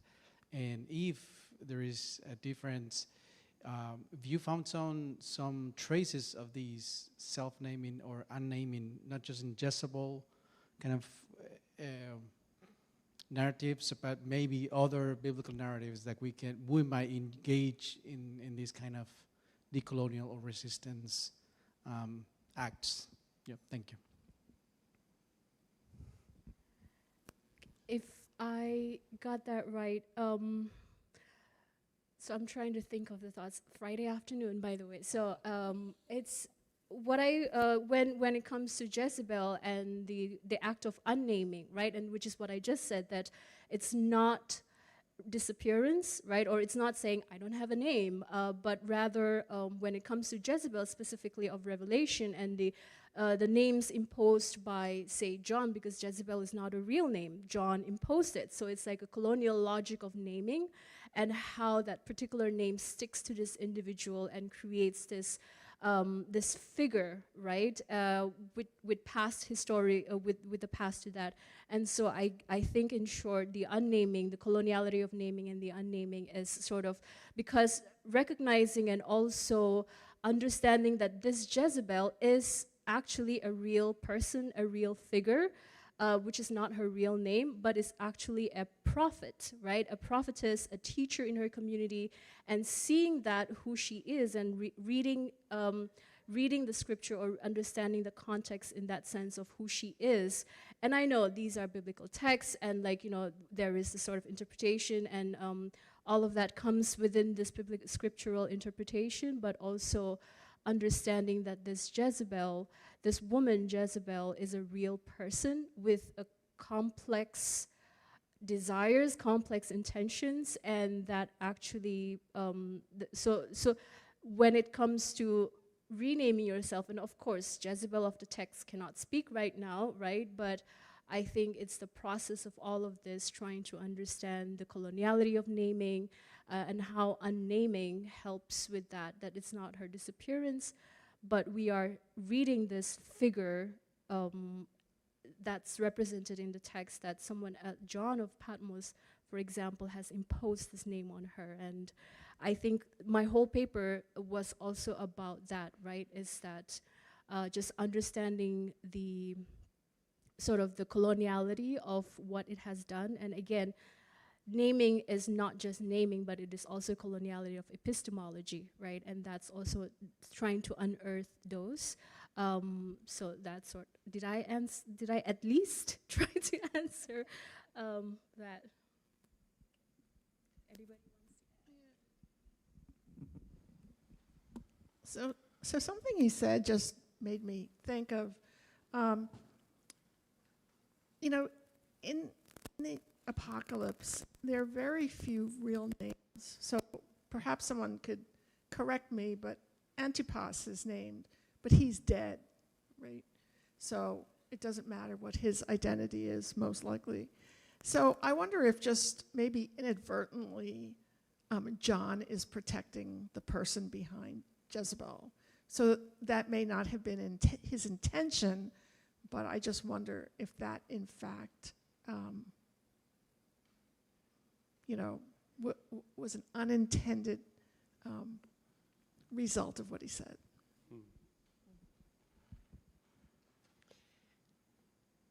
Thank you for a wonderful opening. My name is Alex. Alex Forster. I'm in the, I think, 6th or 7th year of the MAR program.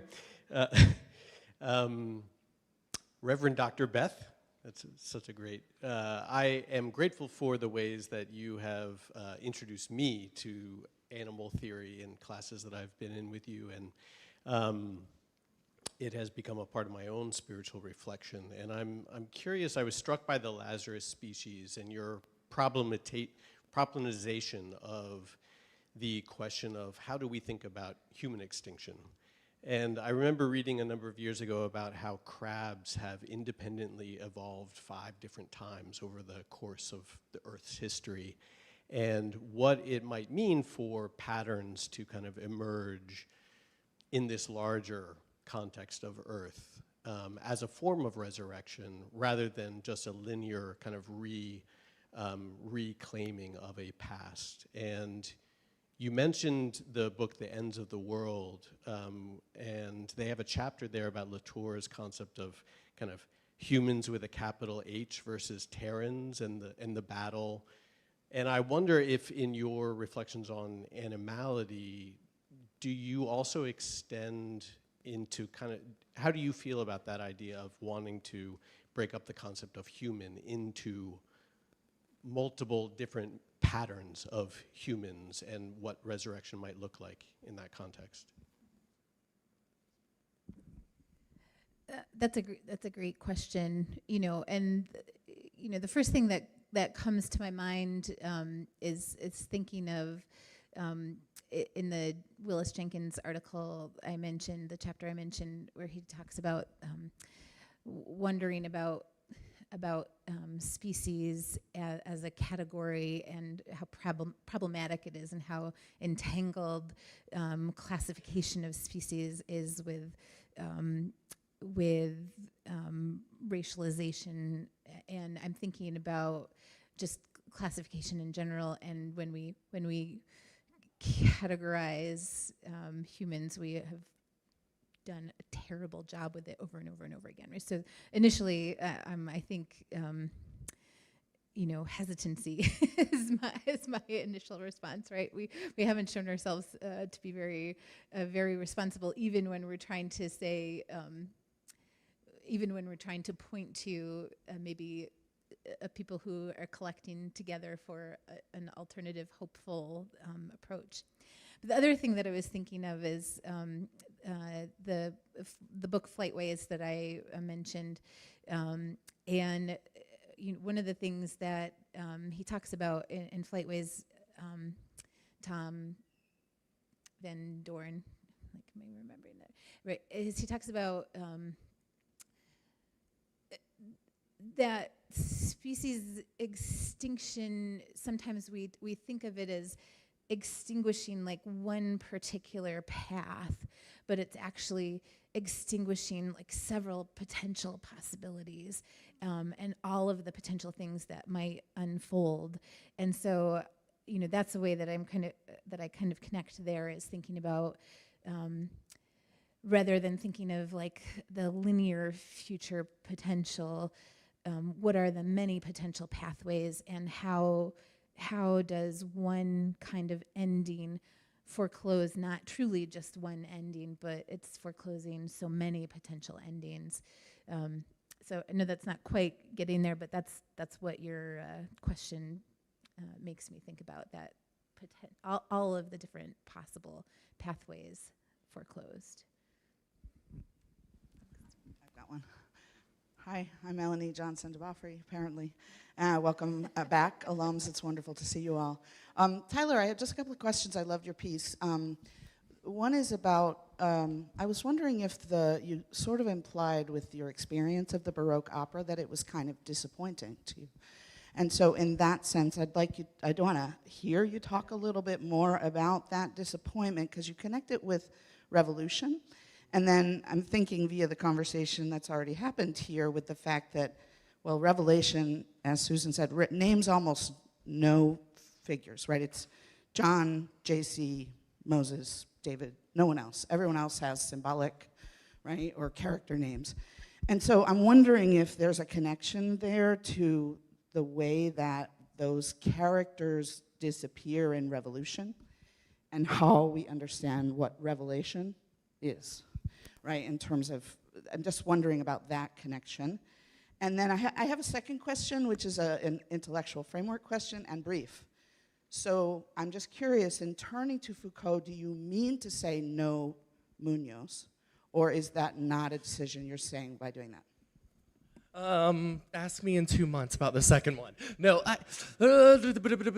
all of this language is... The first one. Start with the first question. Okay, it's more interesting. Yeah. I think it qualifies Munoz, maybe where I want to go. So I'm going to stick that. But yeah, I don't know. The reviews were terrible for this opera as well. Go read anything. It ran in London and then came to the Park Avenue Armory. No one liked it. I liked it more than most people I saw it with, or the articles too. It was gorgeous until it wasn't. But I was kind of amped up. I'd written this paper a few months prior for a course on Revelation that a few of us in here taught or were in. And so I was so excited to see this performance. There was another run of a similar adaptation that ran through a few venues in New York, everything from the New Museum to like famous sex parties in Brooklyn. So I was like, ooh, it's gonna be wild. And it wasn't that wild. But I was really excited, having written an earlier version of this paper, to see the heterotopia, the multiplicity of the different ways. And I had read some of the like Philip Venables and Ted Huffman, I think I just got their names right, had talked about updating this book from the 1970s with some of it's a very white man text, whether it likes it or not. And so they wanted to move past that. The crowd was a lot less white, a lot more queer in every sense of the word. It was really beautiful to see. So I was like, cool, when they get to the naming, we're gonna meet all of these people, and the whole audience is gonna leave with this inspiration of like, who might I be in this cast of characters? What type of friend or faggot could I be? And we didn't get any of that. So some of it was just disappointment, because I had spent so much time theorizing this text and it went a totally opposite way. But I said something to the extent over drinks afterwards with some friends from church with whom I saw it, that it tried to evade the same way that a lot of the faggots that Mitchell had in this book had in mind, those faggots that became the white men who kind of became the face of the commodifying queer inclusion that we struggle with and against in a lot of queer politics in 2026. The performance tried to move away from that blind spot, but I think it fell right into it because it offered this neoliberal homogenizing end. It said, look, if we fight for each other's rights, if we're just more intersectional, we'll reach this perfect end.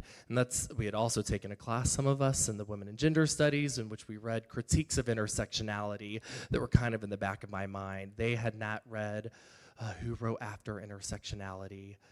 Jennifer Nash. They had not read Jennifer Nash when they wrote this story. So I think that's what it was. I was expecting some specific multiplicity and did not get it. And you could feel the room kind of like lose the plot. Like everyone was, it was so weird walking out of that space. Everyone was a little bit confused. They were sad instead of inspired. So yes, I think that answered the question. Like by trying to update this text, it fell into another version of a neoliberal homogenizing idea about what the future should look like instead of creating a more open-ended invitation. Back to the Munosian utopia, I do think that Foucault's heterotopia may just show another side of what utopian practice looks like. I like Munoz's utopia because it is so non-blueprinty, so maybe it does the same thing that a heterotopian argument gets us to. I think they use language in different ways, and so I haven't synthesized them in my own language yet, but I think that's some of the work that I'll do in my dissertation.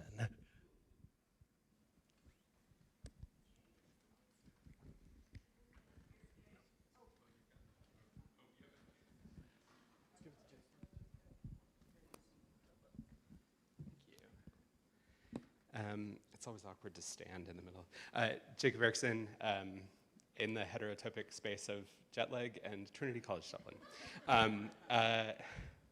I really enjoyed these, and I think what's one of the really interesting things about the figuration of Jezebel, and Emily Towns's work on the cultural production of evil was coming to mind very strongly there, is the way that it sort of brings out those dynamics within an intertextual or intercanonical conversation, because when I look back at, it's just a weird side note, when I look at 2 Kings 9 and 10, I see the Deuteronomist really having some problems with Jehu's coup, and the obfuscation of Jezebel in Revelation is that the episode of the stealing of Naboth's vineyard gets very occluded, and then you've got that amazing moment where Jezebel sort of dons her full garb, which I take to be a very campy moment. It's asserting dignity, but it's also quite funny in the face of violence.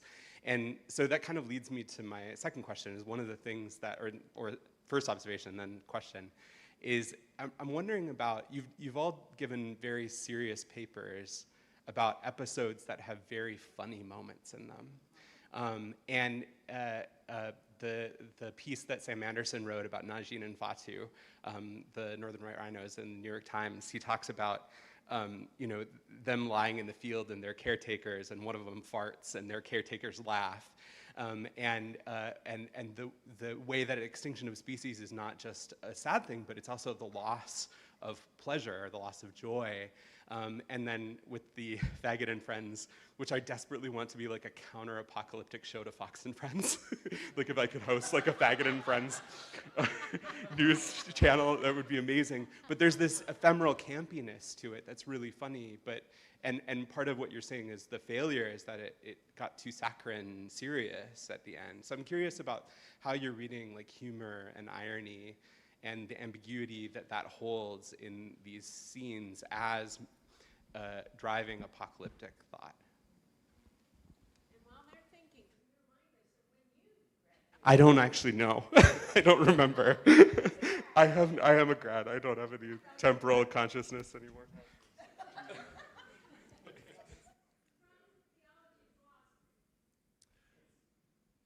This is quick, and yes, but this kind of goes back to the same question, Karen, of the traceability. There's a line, it's that same page in which it talks about the queens making dazzling new worlds, in which Mitchell says, it's all trickery, of course. There's never self-seriousness about what he proposes. He's like, yeah, we know we're not dazzling. Like, I think of how drag started in like really cheap DIY materials. Like, it's supposed to be trickery.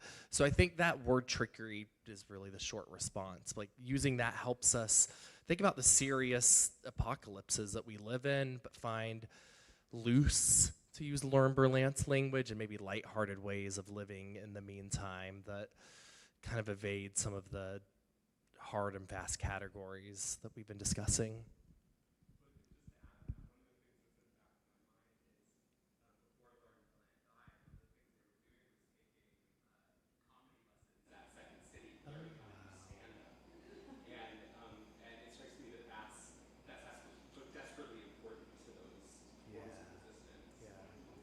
improv as a state of resistance, yes.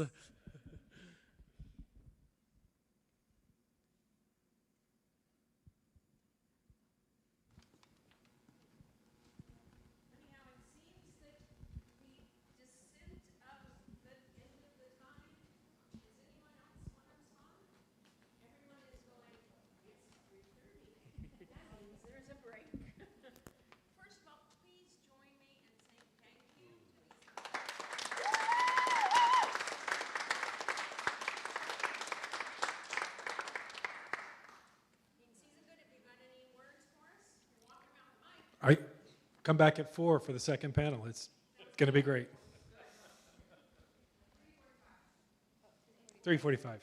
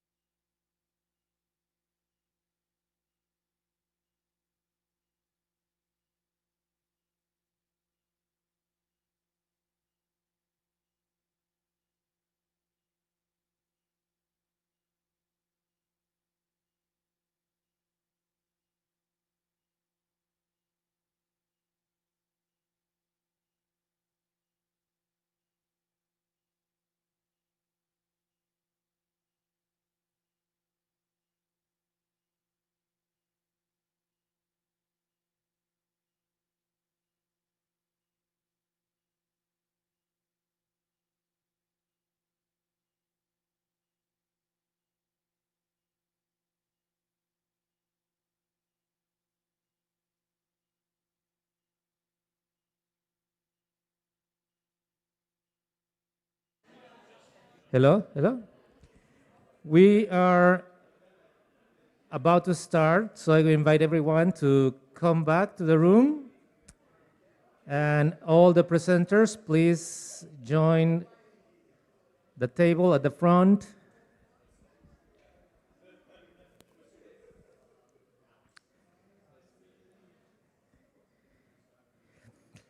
All right, I think we can. I know, to convene us back, right? Thank you, everyone, for going back to your seats and getting ready for the next panel. Hello, hello. Okay, let's start.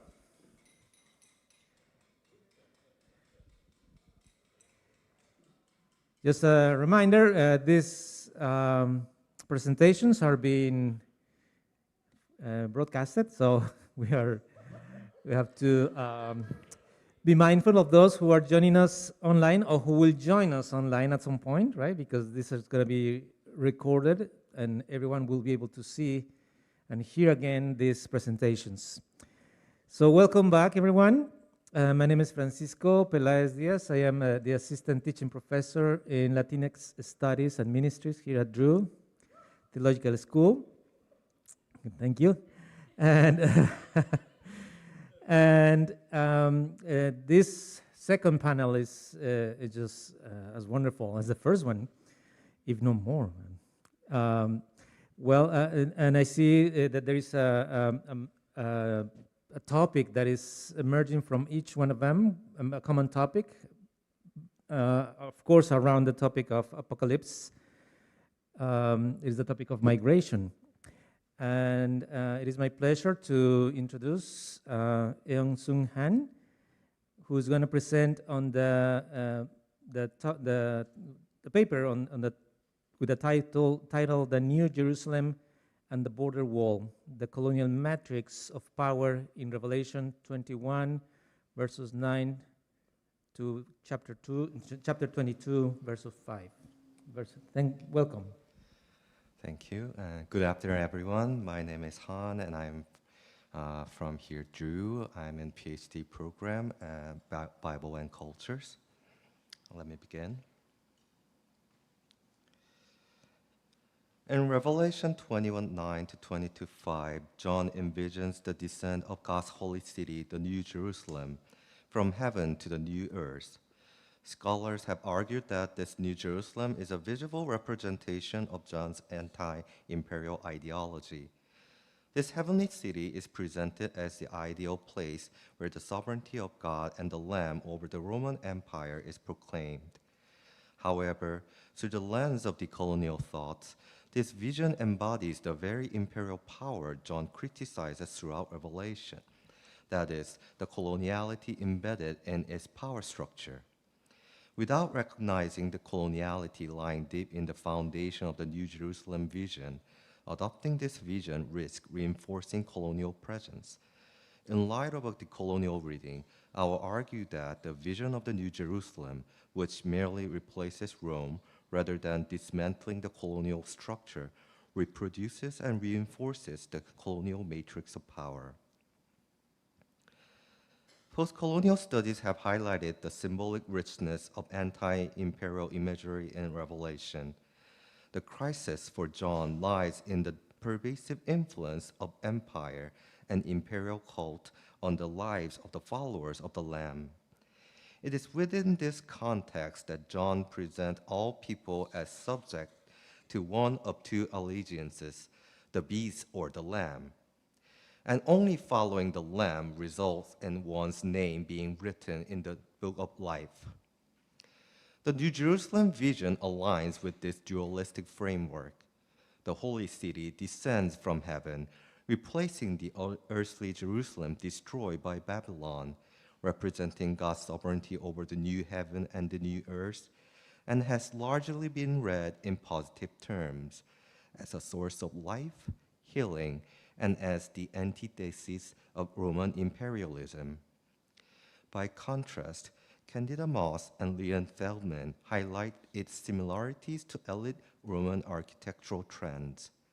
More recently, Drew Lin articulates a decolonial approach to argue that John overlooks the New Jerusalem's extravagance and the harm it causes to other nations. Decolonial readings then expose the deeper imperial logic embedded within this vision. At the center of the city is a throne of God and of the Lamb.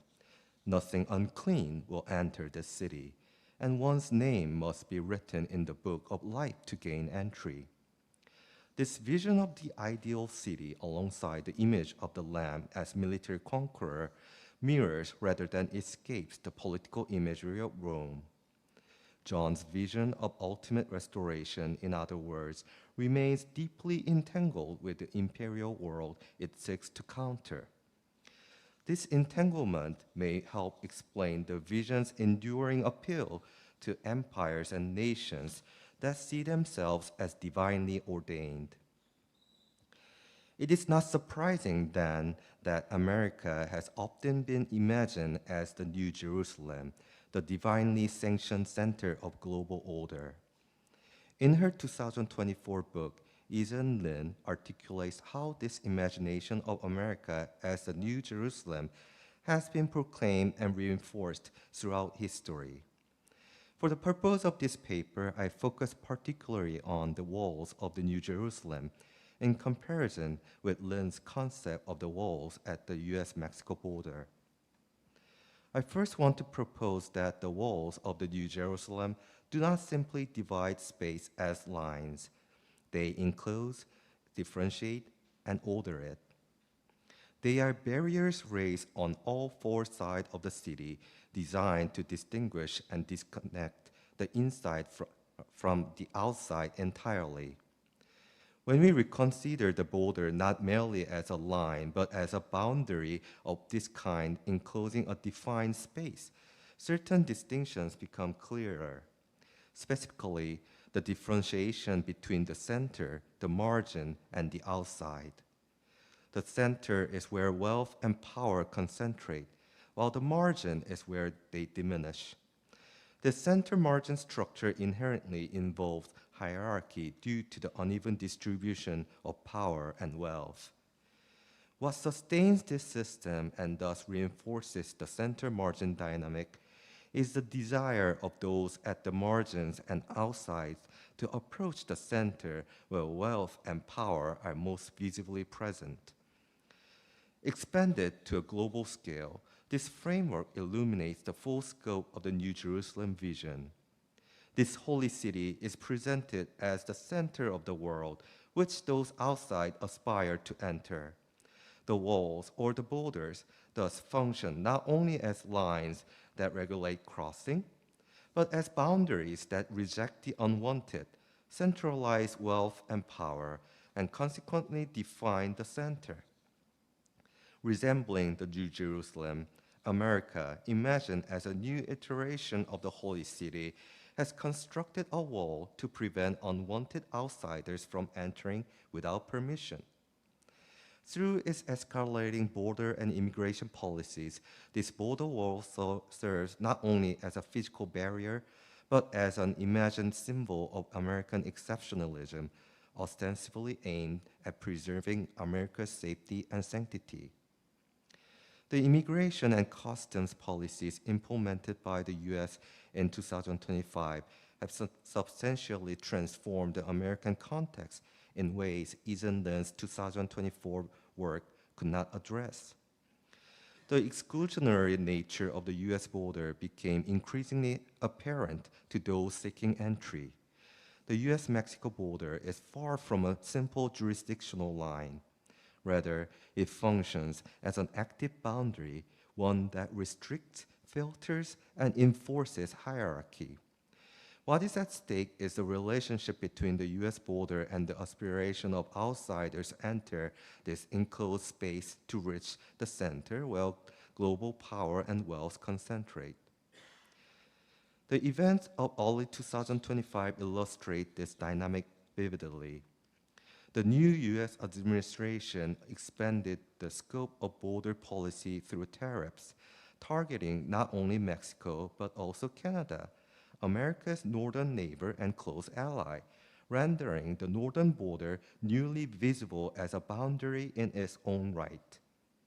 Similarly, expanded tariffs and foreign policies rendered the hierarchical order between the US and Asia and Europe visible, in effect reinforcing the conceptual eastern and western walls of the United States. The US border was thus redefined not merely as a southern line, but as a boundary separating America from the rest of the world. Alongside these policies, another key aspect of immigration and custom policy is its escalated anti-immigration stance.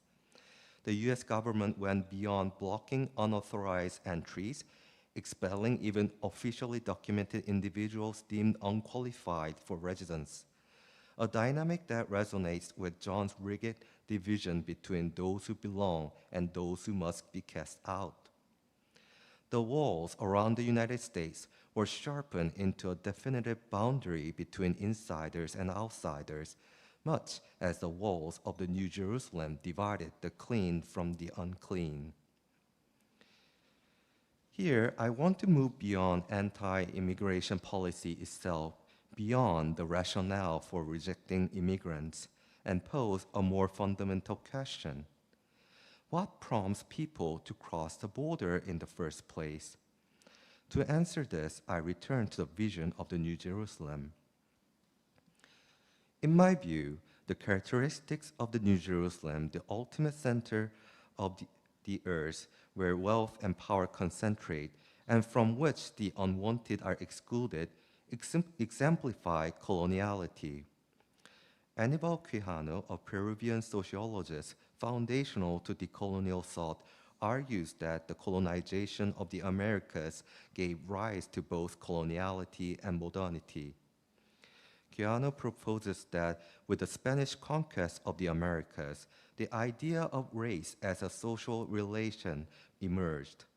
The racial differentiation between colonizer and colonized formed the basis of, quote, relations of superiority/inferiority between dominant and dominated, end quote. This logic framed the dominated as an inferior race in comparison to the superior conquerors. This racial idea was constitutive of the relationship between colonizers and colonized, forming a matrix of power that legitimized the exploitation of colonized peoples. The exploitation of labor and resources from the Americas fueled European capitalism, paradoxically coinciding with Enlightenment ideal of equality. In Quijano's analysis, this marked the beginning of modernity, and the point at which coloniality and modernity gave rise to each other. Coloniality in this framework is the darker side of modernity, inseparable from it. To fully grasp the problem with the New Jerusalem myth through a decolonial lens, it is crucial to understand that geography, Europe as its colonial center and the Americas as the colonized margin, is a historical instantiation of coloniality, not its defining feature. The central concern is the colonial matrix of power that sustains coloniality. From my perspective, American exceptionalism underpinning the New Jerusalem myth of the United States is another incarnation of Eurocentrism in Quijano's framework. America, once an inferior margin exploited for wealth and labor by Europe, now occupies the center, but the colonial matrix of power remains intact because it is not indigenous Americans, but rather migrated white Europeans who continue to wield hegemonic authority. The colonial matrix of power has never weakened, despite the formal end of European colonial empires. Since coloniality and modernity form the foundation of globalization, coloniality persists under different names and forms. It is from within this framework that I take a different approach to Eugene Lin's New Jerusalem myth of the United States. I partially disagree with Lin's view that, quote, in the mission to fulfill the prophecy of the New Jerusalem, the United States has instead been fulfilling Revelation's prophecies of disaster, which is more apparent now than ever, end quote. The United States did not fail to fulfill the prophecy of the New Jerusalem. Rather, the problem lies within the New Jerusalem vision itself. Similarly, I disagree with the direction of her argument that, quote, the country needs to forget Revelation, erase it from its national imagination and discourse. What we must do instead is remember history, end quote. America did not simply follow Revelation's vision to arrive at its present state. It inherited Eurocentric coloniality. America's current issue do not originate from its New Jerusalem myth, but rather from its inherent coloniality, which finds expression through the image of the New Jerusalem. My critique of Eugene Lin extends to her limited discussion of how America resembles Babylon. From a decolonial viewpoint, I argue that although John criticized the colonial power of Rome as Babylon, the New Jerusalem he envisions ultimately mimics it. John never escapes the grip of coloniality. His critique targets Rome's position at the pinnacle of the hierarchy, yet his ideal world simply replaces Rome in that same position. Coloniality thus continues, and the New Jerusalem comes to resemble its counterpart. Wealth and power concentrate at the throne at the center of the city. This raises a further question. If wealth and power always concentrate at the center, but never disperse, can this center margin structure endure indefinitely?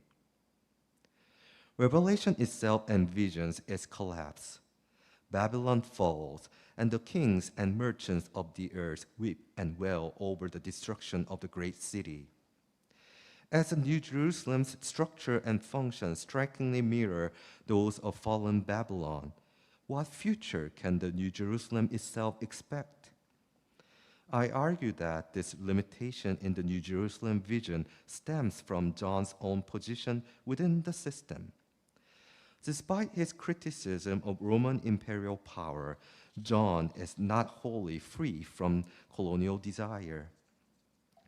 Through the voice from heaven, John urges his audiences to come out of Babylon, only to lead them into a similarly colonial city.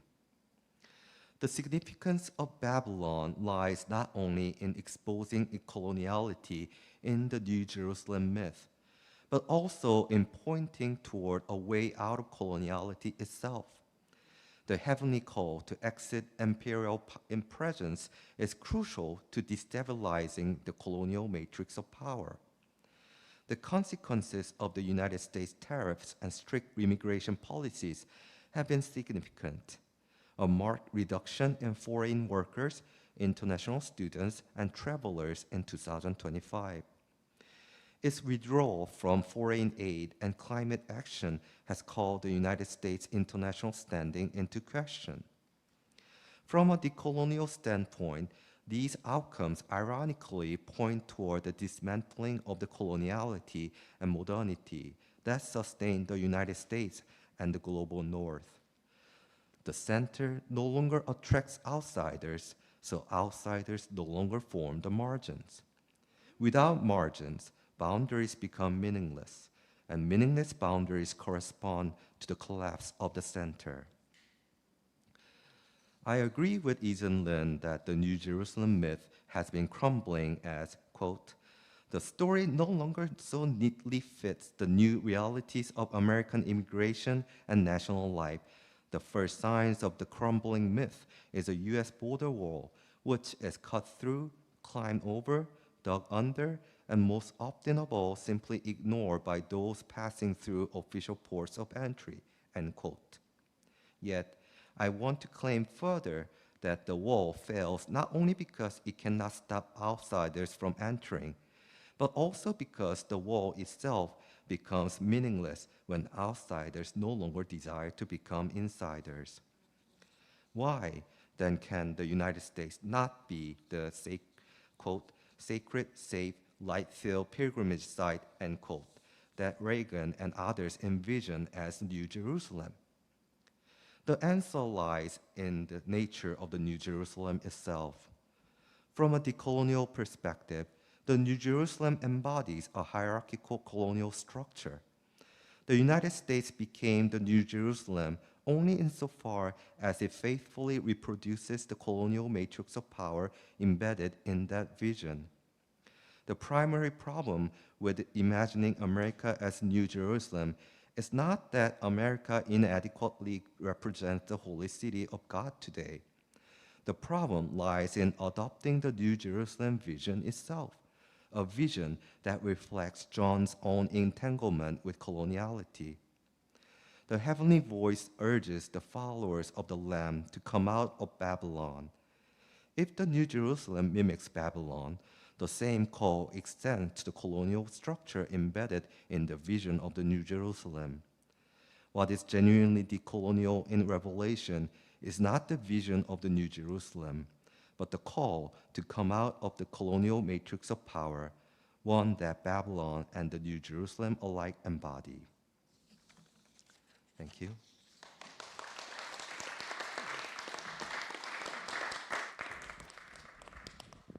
Thank you very much. Very, very interesting.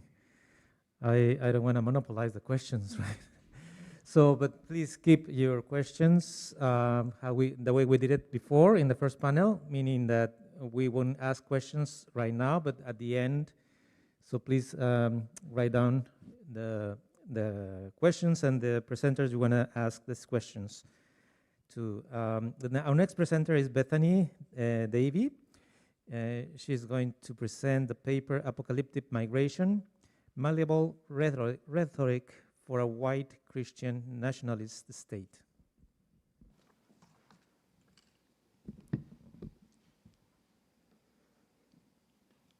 I just needed to try. Uh-oh. There we are. Uh-oh.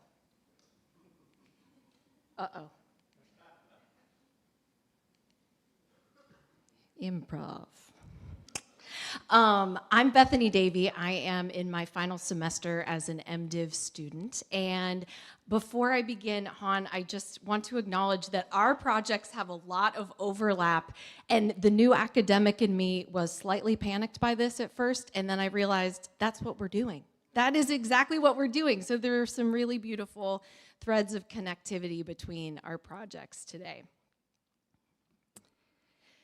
Current immigration policies and enforcement strategies in the United States are devastatingly apocalyptic. We live in threatened and actualized migratory crisis that is built upon a theological foundation that continually reshapes itself to serve the purposes of the nation state. Overtly xenophobic, racist rhetoric laden with biblical allusion spews from political thrones and permeates media outlets and the public imaginary. This rhetoric undergirds, perpetuates, and performs justification for institutional, immigrant, and people of color directed violence. The racialized immigrant body is re-inscribed as a nefarious public enemy who infiltrates external borders and lurks within and among us. Criminalized for being, the immigrant is relegated to horror-filled geopolitical and affective territories of social control. Migrating and immigrant siblings are raptured, disappeared without warning.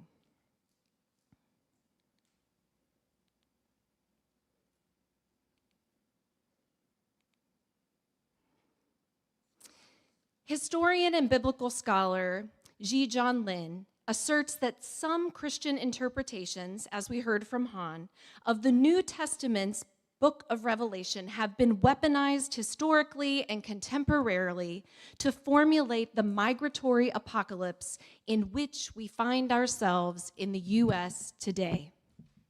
Per Lynn, nation-state self-perceptions identifying the U.S. as Revelation's New Jerusalem wind themselves throughout the historical colonial U.S. imaginary, locating the U.S. as the ultimate site of salvation realized. Through this lens, New Jerusalem's protective walls become embodied anew through the geopolitical border walls that performatively divide the U.S. and Mexico, prohibiting access to those deemed unclean and unworthy. Lynn traces, again as Han demonstrated, the historical implications of New Jerusalem ideologies in exceptionalist, exclusivist U.S. immigration policy, insisting that these ideologies persist today both in explicitly theological rhetoric and as foundational underlay. Yet, as Han also mentioned, in the years since Lynn's 2024 publication, U.S. immigration policy and enforcement has shifted radically. No longer is the U.S.-Mexico geopolitical border wall the primary site of performative exclusion. Rather, the border walls are within and among us, complicating the image of a singular New Jerusalem as a city on a hill that regulates entry and exit at its perimeter. The border is now everywhere, on our streets, at our places of work, in our centers of learning, in our houses of worship, in and surrounding our homes. At this particular juncture in U.S. immigration policy and enforcement, we are more aptly in the throes of a complicated apocalyptic rapture, as siblings and selves are swept up, disappeared without warning.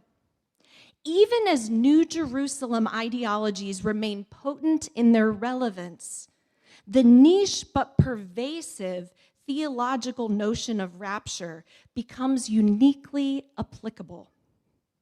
Developed during the 1970s Jesus movement and made popular by decades of books, movies, and left behind series of the 1990s and early 2000s that continues to haunt my own dreams and nightmares, the rapture haunts the U.S. Christian theological imagination. And now it participates in the nation-state's terror-filled immigration control tactics. The power of rapture interpretations lies in its fear-inducing imminence. At any moment, Jesus will return, gathering up the true Christian believers. And so, one must always live into such an existential and essentialized identity. Meanwhile, the unbelievers remain earthbound, subject to unfathomable suffering. The threat of imminent rapture disappearance lies not only, though, in its unpredictability, but in its persistent residence on the horizon, just out of reach. This threat is particularly potent for those of us who convince ourselves we are not yet immersed in a warned of apocalyptic doom. Threatened but not yet realized rapture disappearance ensures an angst-ridden, compliant, and hyper-vigilant populace. In the U.S. nation-state, are we an angsty, compliant, hyper-vigilant people under the threat of imminent, carceral, exiled rapture? In the interplay of New Jerusalem and rapture ideologies exists an entangled apocalyptic rationale. We need not arrive at a singular theological origin point for the eschatological immigration crises in the U.S. today, because the dynamism of apocalypse itself enables its definitional and operational multiplicity, allowing apocalypse to mean many things, to function in multiple ways on multiple levels simultaneously. Apocalypse, as concept and verb, is necessarily malleable, elastic, and thus mutatable for the purposes of institutional agendas. Decolonial scholar Sylvia Wynter calls this conceptual flexibility adaptive truth for. Our societal truths, capital T, are neither static nor universal, but are instead elastic, adjustable, adaptive truth fors that shift for the truth maker's benefit. In conversation with anthropologist Jacob Pandian, Wynter and Pandian's theories critically locate adaptive truth fors in the Western institutional church, from which they seamlessly mutate into adaptive truth fors for the colonial state and its agendas.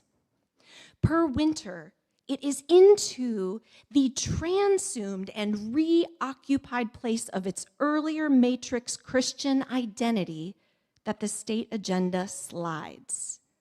State ideologies are primed through the preceding and simultaneously entangled theologies and ideologies of the institutional Western European church. Pandian demonstrates this reoccupation process in and through colonial conceptions of the human. Medieval Europe's true Christian self versus an untrue Christian other morphed into the Enlightenment's white Euro-Western human versus the black indigenous of color human other. The church's matrix of human representation becomes reoccupied with a renewed hierarchical dualism that forms and upholds the racist colonial state, undergirded by the socio-religious priming of the institutional church. The dynamism and complexity of current immigration policy and enforcement in the U.S. brings Wynter's adaptive truth for into particular relevance. Migratory apocalypse's multiplicity of state mechanisms and theological underlays invite a similarly expansive, flexible framework through which we can critically examine and respond to an expansively and flexibly applied migratory apocalyptic reality.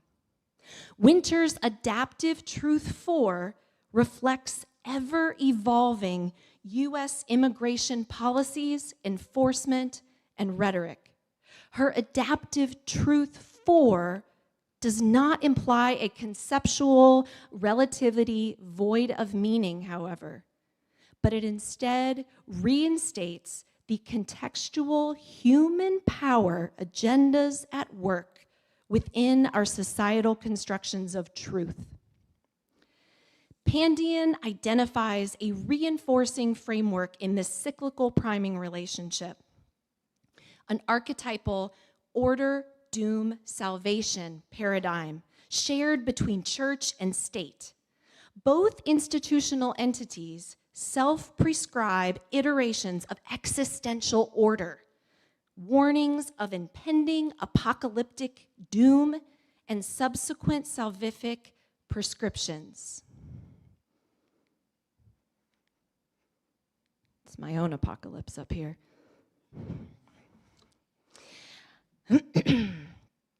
Pandian's order, doom, salvation archetype identifies the ways in which the nation state reoccupies Christian institutional ideological spaces. Pandian's order, doom, salvation, reoccupation is evident in contemporary immigration policy and enforcement and its undergirding theologies.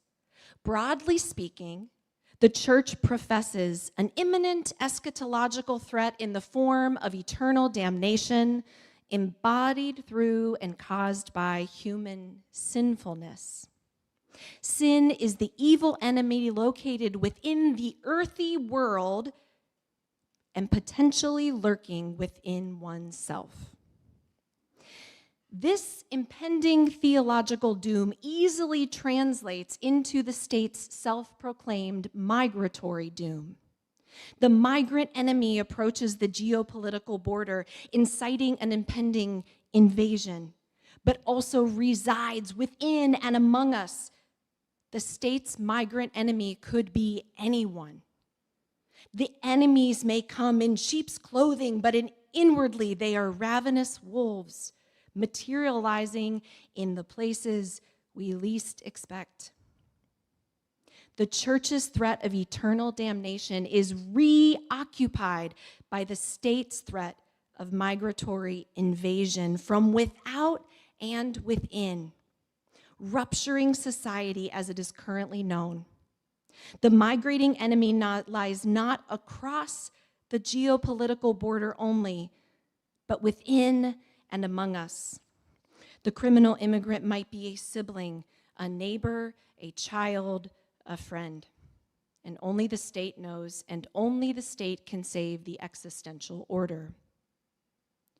Whereas the church locates its salvific promise in one God, one Savior, one sacred text, one church, the U.S. nation-state's prescribed cure could be one nation, one white race, one law, one white identity. The current U.S. president declared in 2023 that undocumented immigrants are poisoning the blood of our country, while repeatedly identifying various iterations and embodiments of imminent, just over the horizon danger. Our threat is both there and our threat is from within, he said, justifying state violence. In pursuit of its singular salvific path, the nation-state weaponizes the logics of the institutional church's apocalyptic order, doom, salvation script for its own agenda. These church and state adaptive truth fours are not linear. The lines on this graph should be wobbly, interconnected, entangled, intertwined. One institutional concept is not reoccupied by another in totality. This shift is not clear nor differentiated. Rather, these concepts and their applications are cyclical and interconnected. They are mutually informing, entangled, messy, reshaped again and again. Recognizing the ebb and flow of institutional conceptual malleability builds our capacities for acknowledging the implicit, embedded undercurrents that prime and permeate expressions of social control. These reckoning capacities can nourish collective, creative resistance response.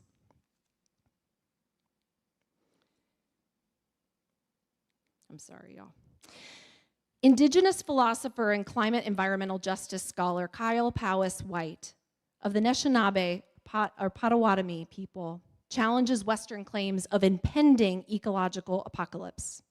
He shares, a long-standing environmental advocate and friend, Leigh Sprague of the Potawatomi, Ottawa, Little River Band of Ottawa Indians, always reminds me that the Anishinaabe already inhabit what our ancestors would have understood as a dystopian future.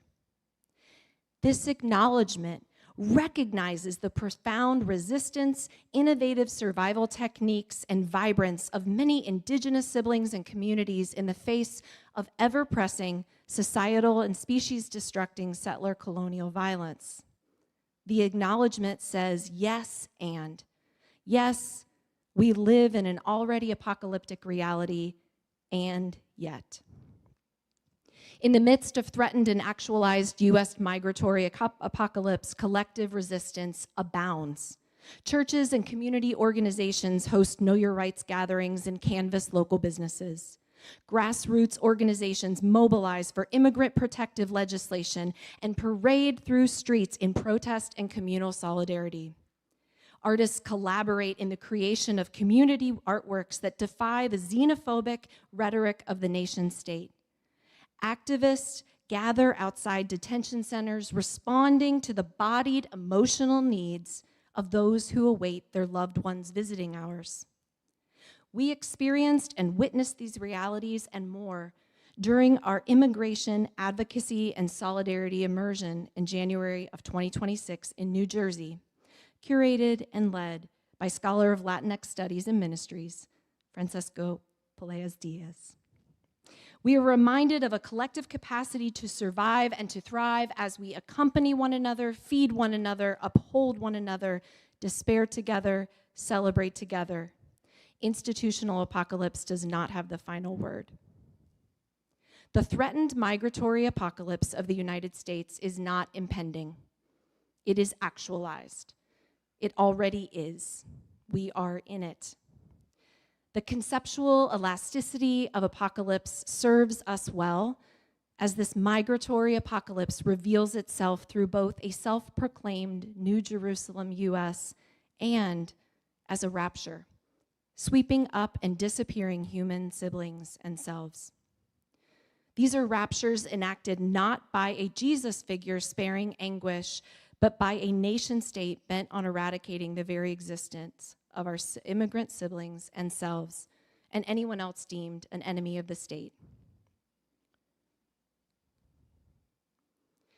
What might a subversive theology of U.S. migratory rapture convey to us in this historical moment?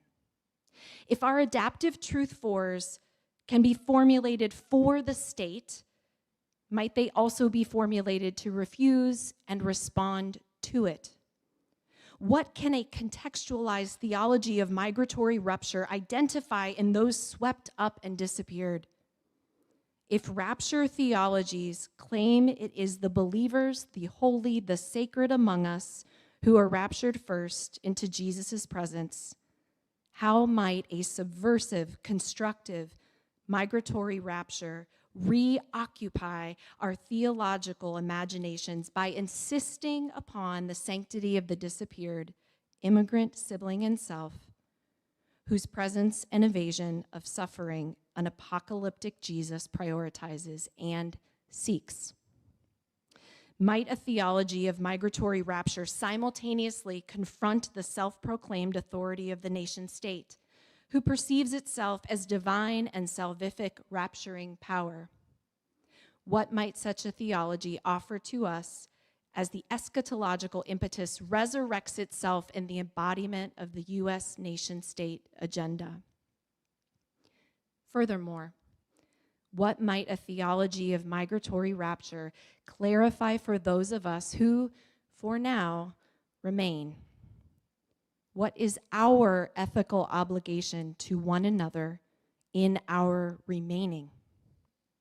What is our ethical obligation to those of us who have been disappeared into hellscapes known and unknown, imprisoned in industrial cages, exiled to unfamiliar lands, sequestered in homes hoping to evade the terror of the secret police? Yes, we are in a migratory apocalypse, undergirded, primed, and entangled with Christian eschatology, and we collectively resist. When we recognize the collective conceptual malleability of apocalypse, we also reckon with its cyclical, institutional weaponization and can more clearly imagine and enact a responsive revelation of what might yet be. Even in its institutional reoccupations, apocalypse does not have the final word. When we identify a malleable apocalypse in the threatened and actual migratory apocalypse of today's U.S. white Christian nationalist state, we are better equipped to identify the mutually informing entanglements in the order-doomed salvation prescriptions of the church and state. We are better equipped to respond. Yes, the migratory apocalypse already is. And our conceptual clarity revitalizes collective and creative response for all that has yet to be revealed. Thank you.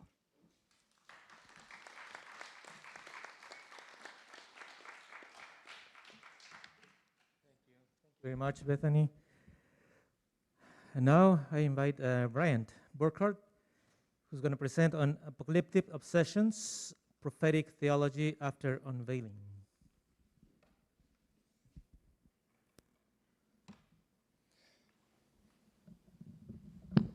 Sorry, I'm laughing at myself. It's a title that says nothing.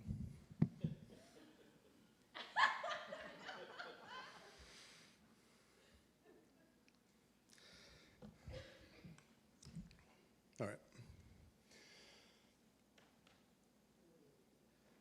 In Bruno Latour's influential 2004 essay, Why Has Critique Run Out of Steam?, he marveled at the parallels between the raining shards of the Space Needle Columbia, the dense storm of fire that was about to be rolled out over Baghdad. To those falling skies, he added a third conceptual sky. Latour asks if critical turn in scholarship has cracked the shared dome of reality. He's concerned that in its eagerness to demonstrate the quote, lack of scientific certainty inherent in the construction of facts, critical scholarship has instead fostered an environment of conspiratorial suspicion that fetishizes power. In its apocalyptic obsession with unveiling and revealing, has the scholar critic brought down the heavens? It's been 23 years since that essay, and skies continue to fall. Rockets are once again plummeting to Earth, although thankfully planned this time. Glad Artemis II made it home safe. While military forces invoke thunderheads of death over Gaza, Tehran, Caracas, Havana, and Taipei. As political and ecological tensions worsen, scholars and activists lean increasingly on apocalyptic modes, underscoring perhaps our own isolation and irrelevance. Post-truth, alternative facts, and Steve Bannon's infamous flood the zone with shit have rendered both academic and political critique increasingly toothless. Latour's tragedy returns as farce. For Latour, reclaiming critique requires returning to the constructive project of care, of community, and contingency. In this presentation, I will argue that he mirrors Rabbi Abraham Joshua Heschel's opus, The Prophets. Heschel makes a similar appeal, arguing that the heart of prophecy is not an apocalyptic unveiling of absolute truth, but the opening up of oneself to being affected by the joy and pain of the world. The prophet mirrors God in learning to be affected by the lives of others. It's my hope that by tracing these connections, a new prophetic stance for Christian theology can emerge. Central to Latour's argument is his contention that we have misplaced and misunderstood the role of critical theory. Maybe we haven't taken critique seriously enough.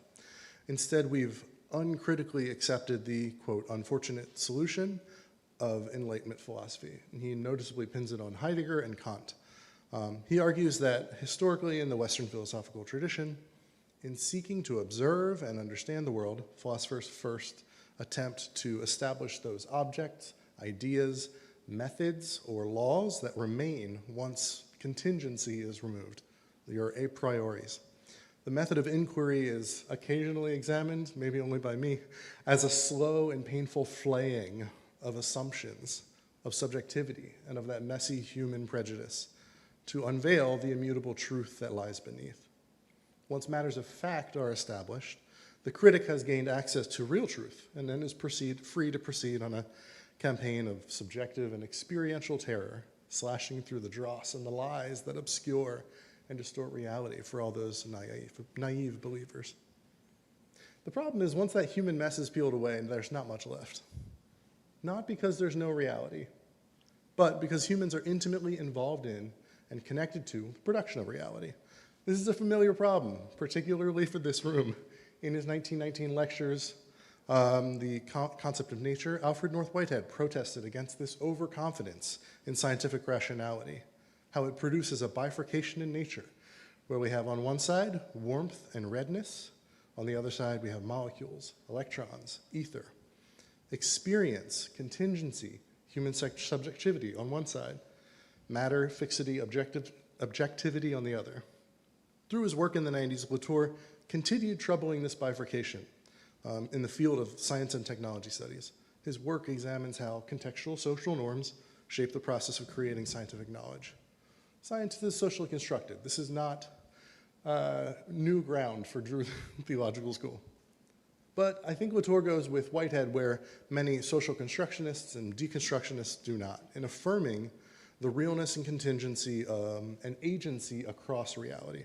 Matter has an agency of its very own. He says, social construction does not and cannot define reality. It shares its agency with a host of others. And even here, I slip into that old bifurcation, the human versus nature. This is the split that Latour is asking us to see. It's key to his frustration with what he sees as happening in contemporary social critique. Latour wants a world where nothing is flattened, perhaps hubris, but he wants a world where nothing is flattened, and he feels that social critique dismisses the agency of non-desirable actors by acting as if their constructed contingency somehow makes a thing, a person, affective desires less real. For Latour, the critical stance is something like an intellectual magician, ripping aside curtain after curtain to reveal new wonders. The first reveal is what he calls the anti-fetishistic one. Quote, you believe in the power of an idol to make you do things, but in fact, it's only the power of your own ingenuity that merely projects onto indifferent matter your own power. There's a circularity to this. The thing you love and adore, or perhaps hate and resist, are mere fantasies, foolish superstitions.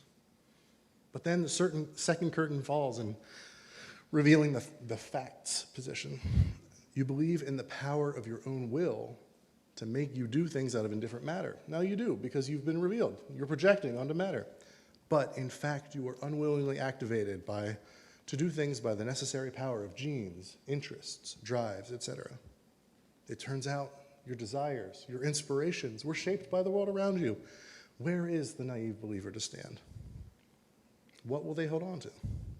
This is what this essay is asking, Latour's essay. What draws these critical moves together is the power it invests in the critic to unmask and to reveal the real. And since you can't see my manuscript, that's real under erasure from my deconstructionist over here. We explain away objects and behaviors we don't like, often by treating them as fetishes, and then explain away the will to idolatry by attributing it to a more ultimate rules of the universe, genetic inheritance, ideology, Oedipal complex, internalized oppression, or even in the words of Ebenezer Scrooge, an undigested bit of beef. Through it all, the critic leaves unexamined, or maybe hidden away, the disciplinary methods or epistemic choices that animate this magician's prestige. Unaffected, the critic is always right. Again, this is not a new problem, particularly for theology. In After Method, queer systematic theologian Hannah Rischel uses Barth's dialectical method to draw out a similar problem. In attempts to explain, with relative clarity and coherence, the workings of God in the world, theologians are engaged in idol making. We're always building today the fetishes of tomorrow.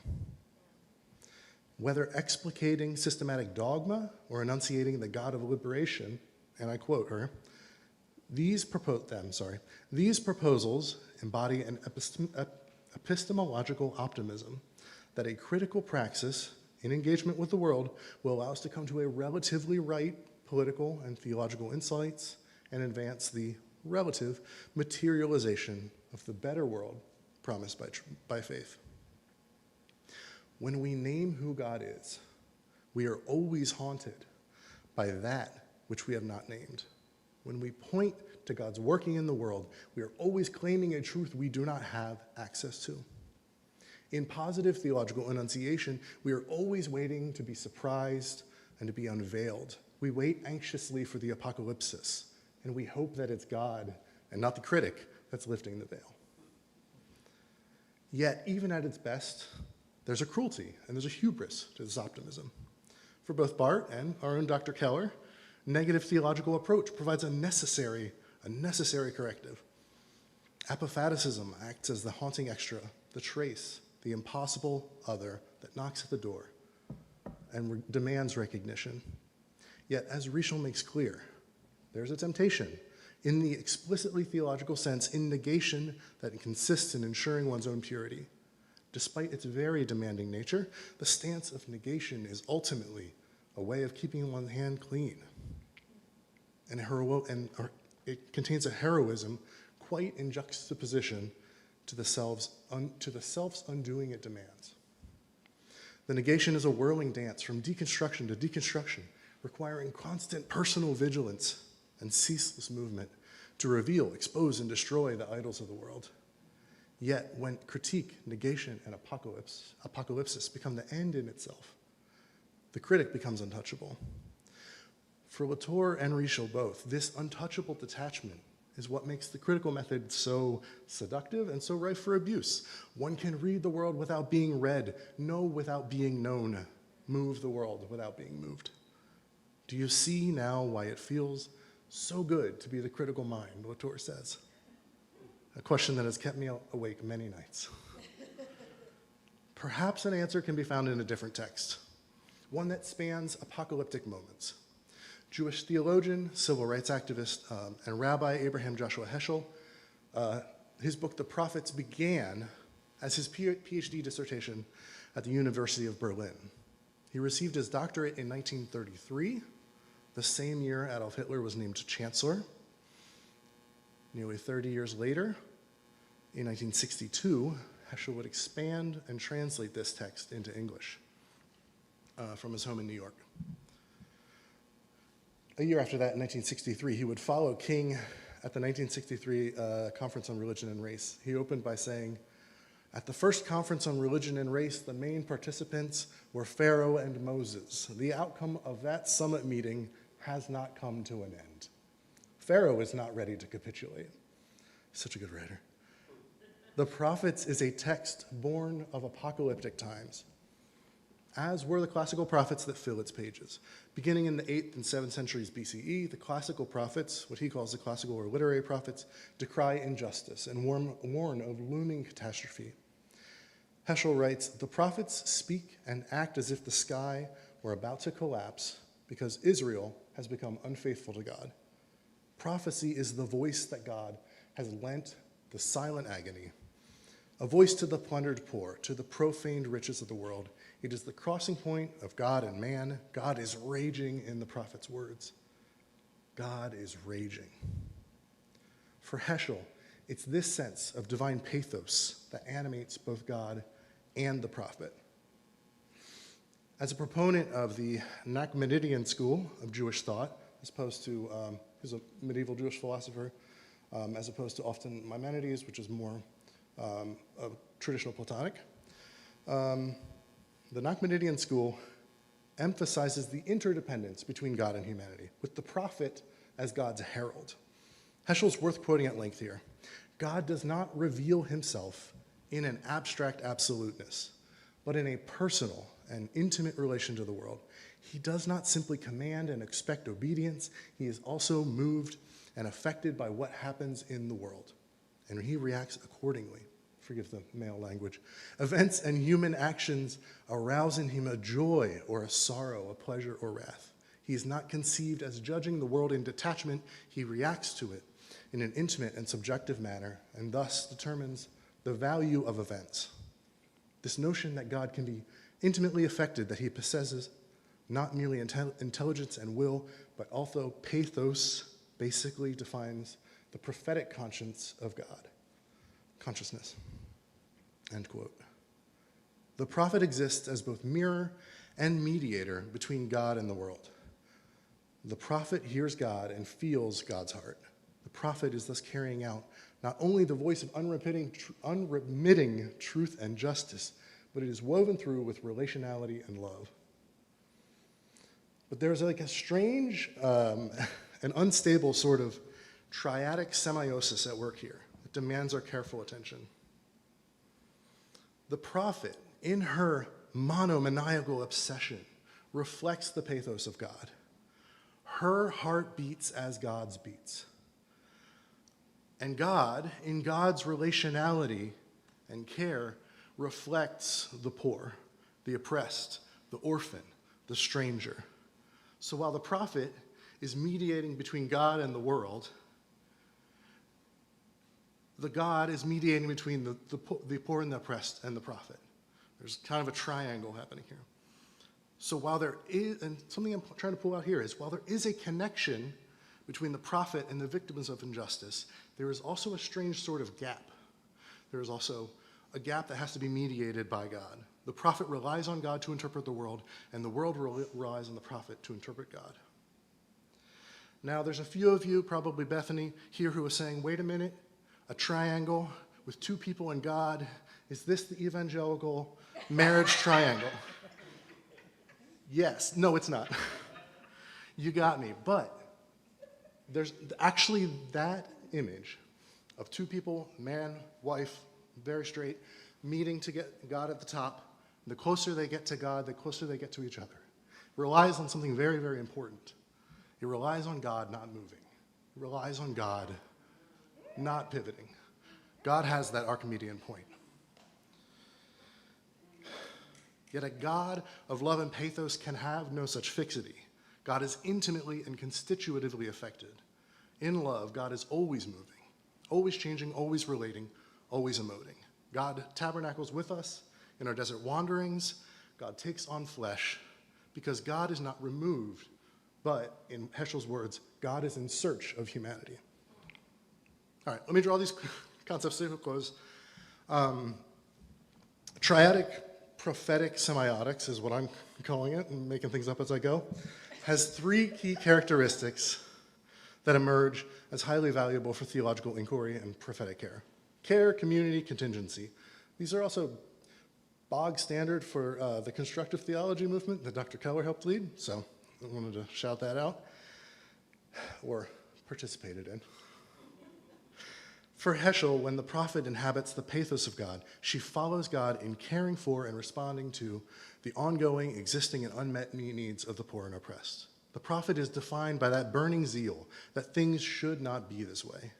Yet even in her care, the prophet remains, in a way, separate from those communities. As they have the agency to define themselves, those communities, the prophet cannot essentialize their experience. This is what I'm seeing as the advantage of this triangle. Moreover, the prophet's separation functions as the trace that calls beyond her own subjectivity and experience.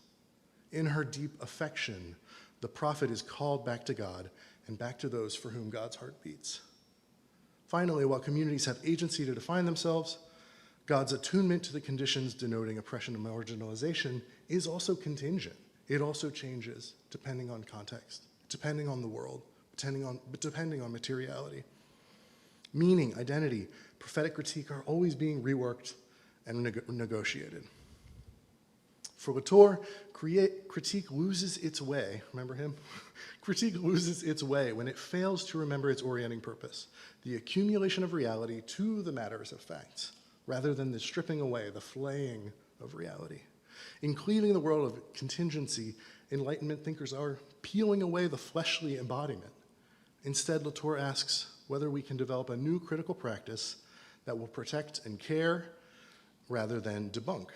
As I hinted above, he grounds this critical spirit in a relational metaphysics that I've really tried to not go into because it's very convoluted, but it affirms agency across the community of what he calls actants that constitute reality. The natural and the social world, false binary, have agencies currently unaccounted for, and a critical part of relating is learning to communicate in these new ways.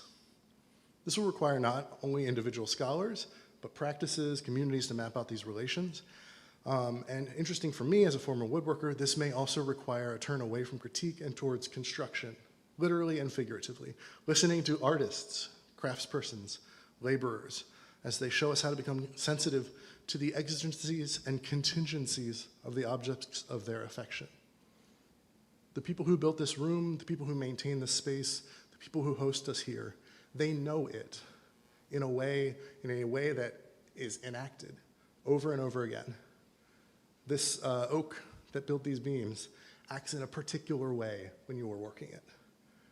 And it doesn't do that does not submit well to theory. So I'm very interested in that. In 587, the skies did collapse. After years of rising tension, 587 BCE, after years of rising tension and a 30-year siege, Babylonian war chariots rolled over Jerusalem. The Edenic scenes of Solomon's holy temple were razed, and the God of the Hebrews was ground to dust. It was apocalyptic in every sense of the word. It was, to use my friend Felipe's words, cosmological warfare. In that moment, the literary prophets came to an end. Yet for the exiles in Babylon, the most surprising unveiling was yet to occur, discovering that God was still radically close at hand, suffering alongside them. Christian theological reflection emerges from a similarly shocking revelation as God enters time and flesh in the incarnation.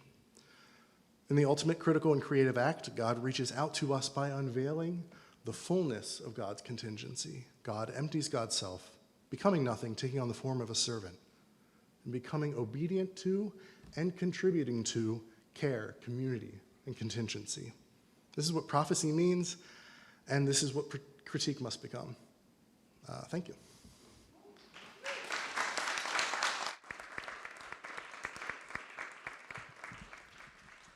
Thank you very much.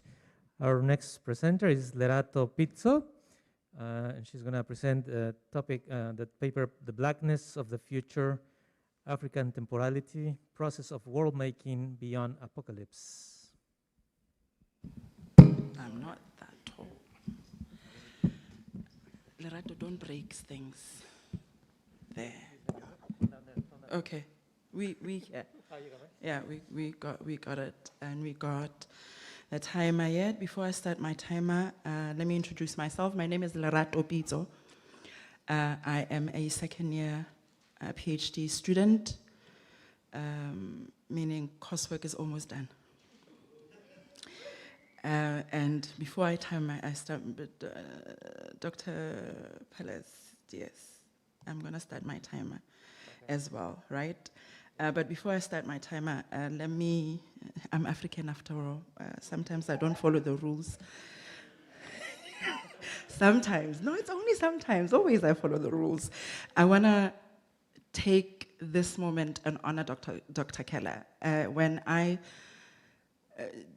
was in South Africa in 2022, Gen Term, and I just wanted to get my program done, and I registered for process and theology. I did not know who she was.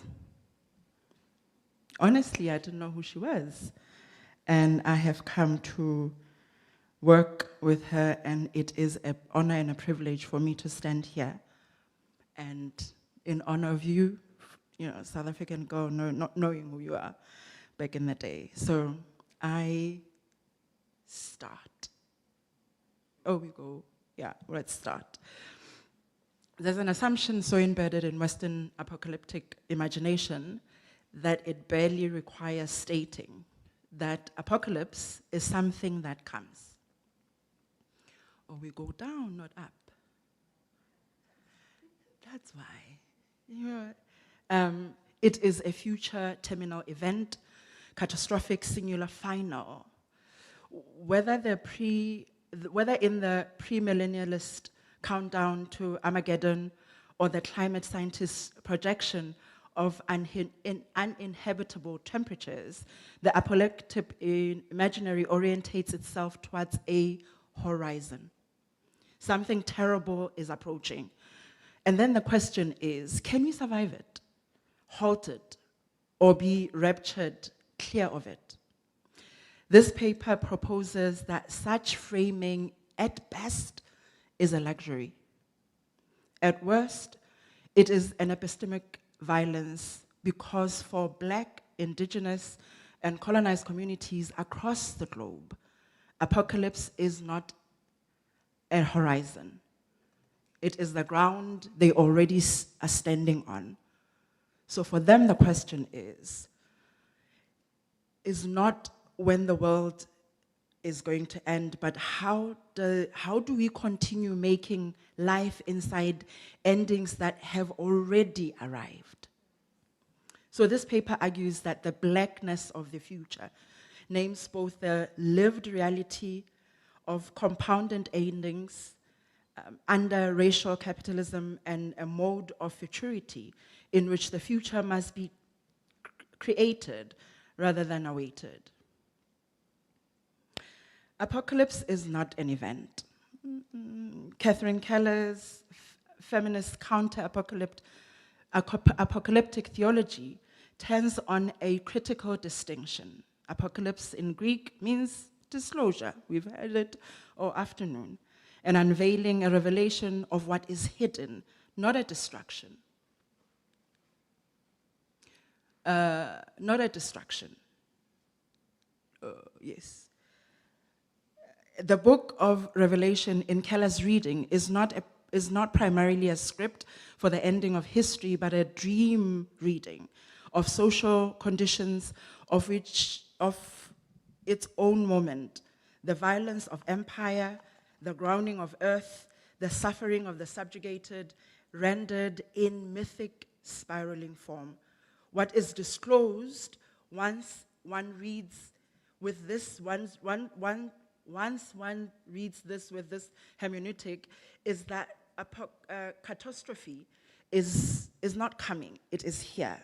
The great red dragon of Revelation 12, whose tail, quote, tail swept down the third of the stars of heaven, close quote, is not a future monster, but a figure of the systemic veracity of empire, the economic political order that generates its own destruction while consuming the lives and the futures of those it rides.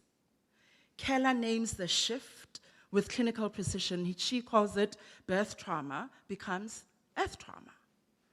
The climate crisis, extractive capitalism, the white supremacy, and the caging of children at borders, these are not preludes of apocalypse. They are the contemporary form of apocalypse. And then we have,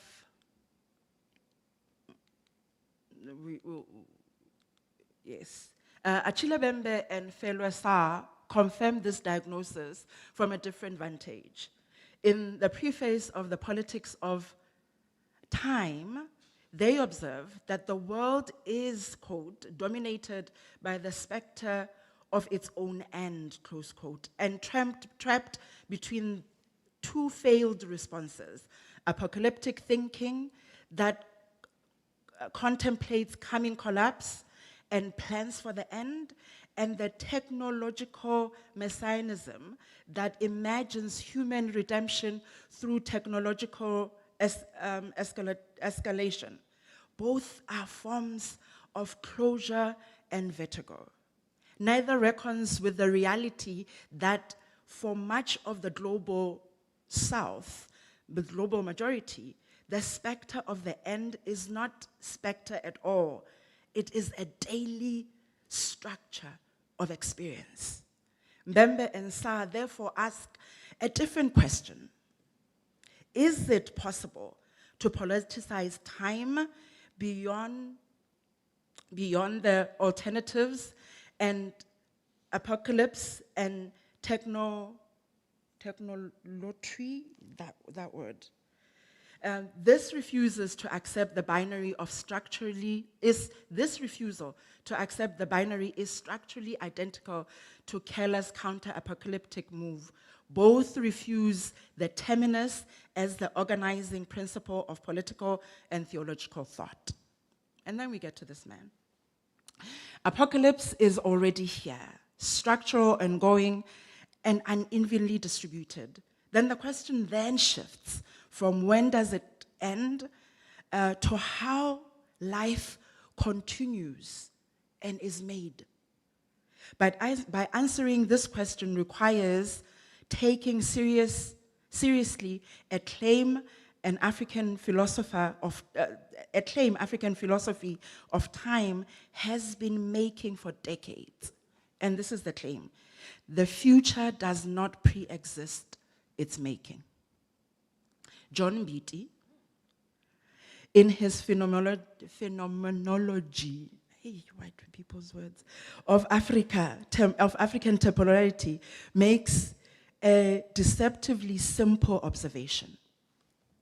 African ideas of time concern mainly the present and the past, and have little to say about the future, which is, in any case, is expected to go on without end.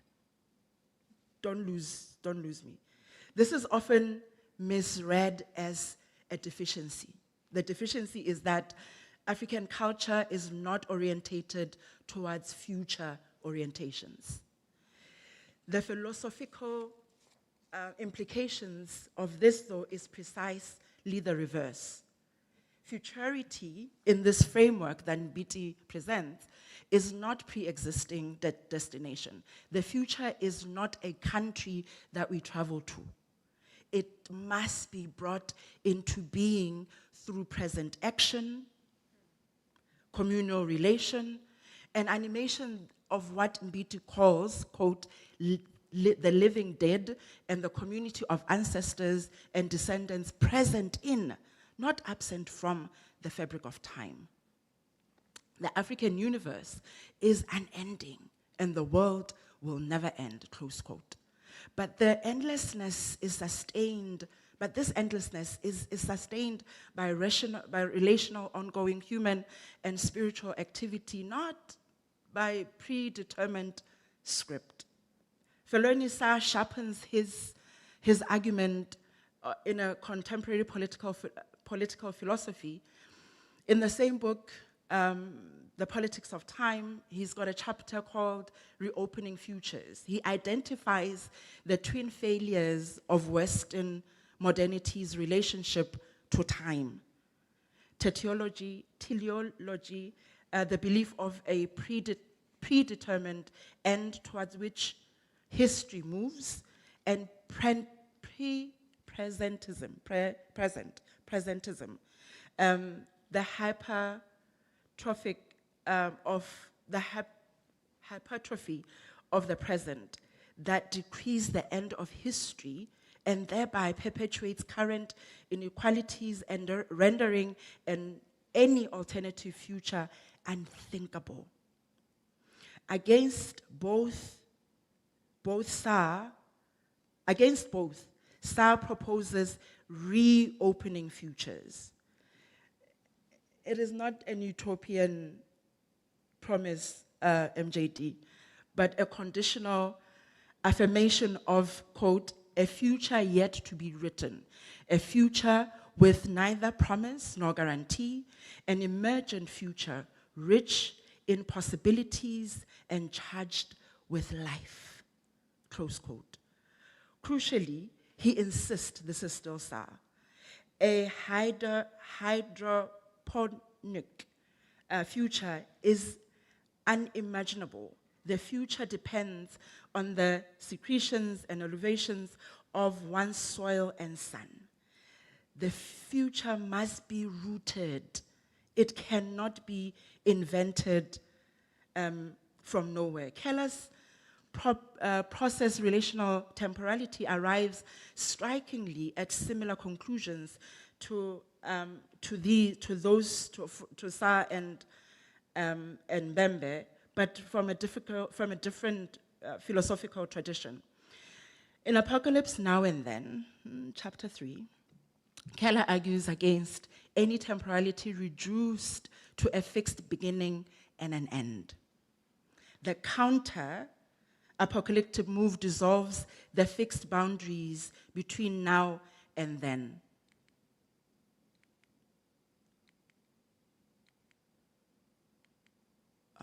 Where's Keller? Keller is there somewhere. Subjects are not timeless monads moving through time. They are performative temporalizations being constituted by the act of timing, by the irreducible relativity of the present moment to its relations. The future is not stored in some cosmic SQ account. It is what emerges from the ongoing cumulative process of present relations and realizations. Therefore, the claim I come to is the future is not a destination, as I read that. It's a task. That there is no future waiting for us. There is only futures we make. If apocalypse is structural and ongoing, the future must be made rather than awaited. Then communities that have lived longest inside ongoing endings are not simply victims of history. Right? They are, in some profound and costly sense, practitioners of futurity. They have had to be. They had no choice. Hence, the notion of the blackness of the future. Yeah. This is a deliberate phrase with a double meaning. First, it's a condition. The condition of living within compounded endings, of having one's future systematically foreclosed by racial capitalism, colonialism, slow violence. The list is endless.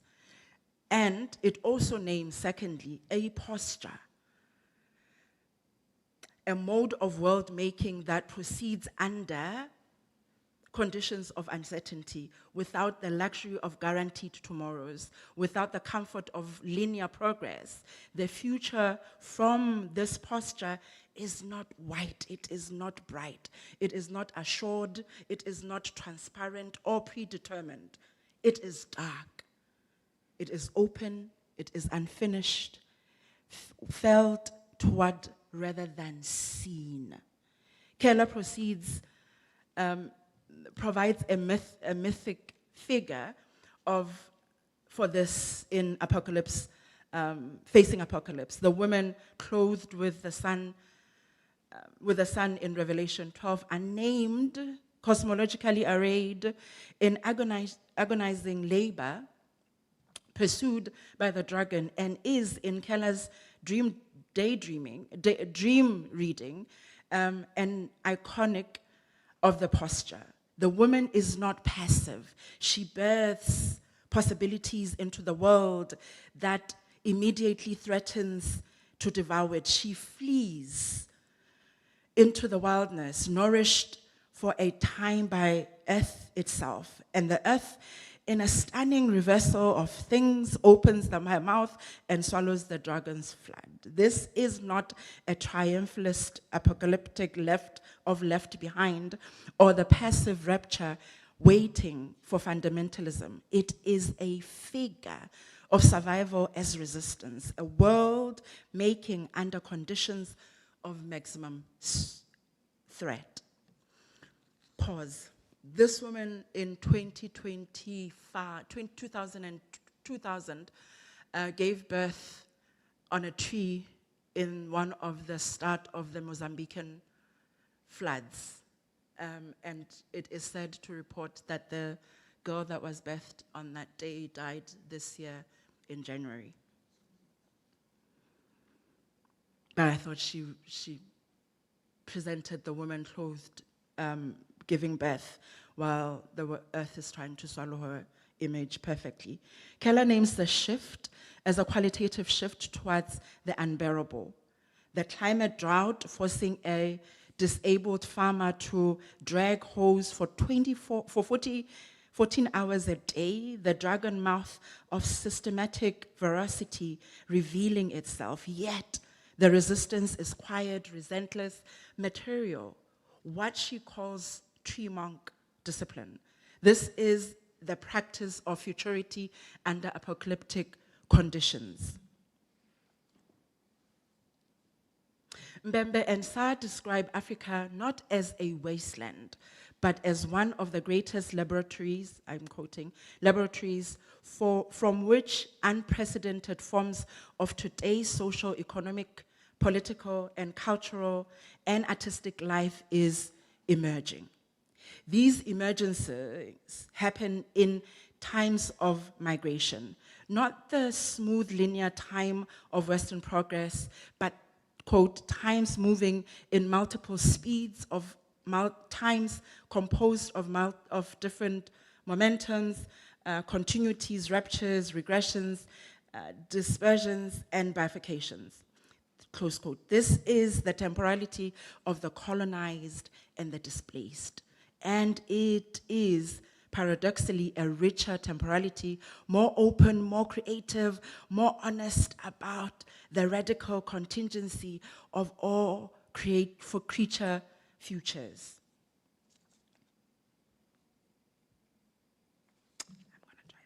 Starr offers a philosophical framework that he says future opened, not by pretending that the past is suffering, the past suffering did not happen, but by historicizing it, showing that what seems natural, fixed, or self-evident, close quote, is a product of a complex process and therefore susceptible to being changed.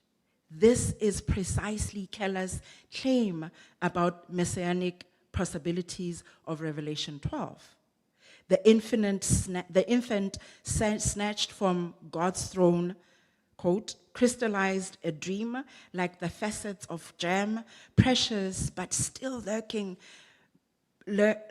breath and life, close quote. Remaining not impossible. The messianic hope is not destroyed by the dragon. It is deferred, held in reserve, awaiting its time. But that time is not scheduled. It is made. So, for this, the future is black because it is not fully visible. It's not fixed, made under conditions of certainty or constraint. It's made under those conditions. This is not a deficiency. It is what Keller calls, quote, the incredible openness of time, the cryoric time in which the possibilities of radical change, radical chaos, radical openness, close quote, remain alive. Blackness is not only what survives the end, it is what makes life after it. I'm finishing, Doctor. The ethical stakes are significant. If the future must be actively made, if it does not pre-exist humanity and communal action, then passivity is not merely a personal failing. It is a structural collusion with the forces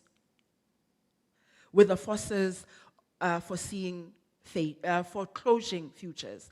To wait for apocalypse to end or the Messiah to arrive and sort something out is to cede the field to the dragon. Mbiti's African cosmology offers a counter image. Human creatures, which, and he says, priests of the universe, not master, not passive observer, but relational centers.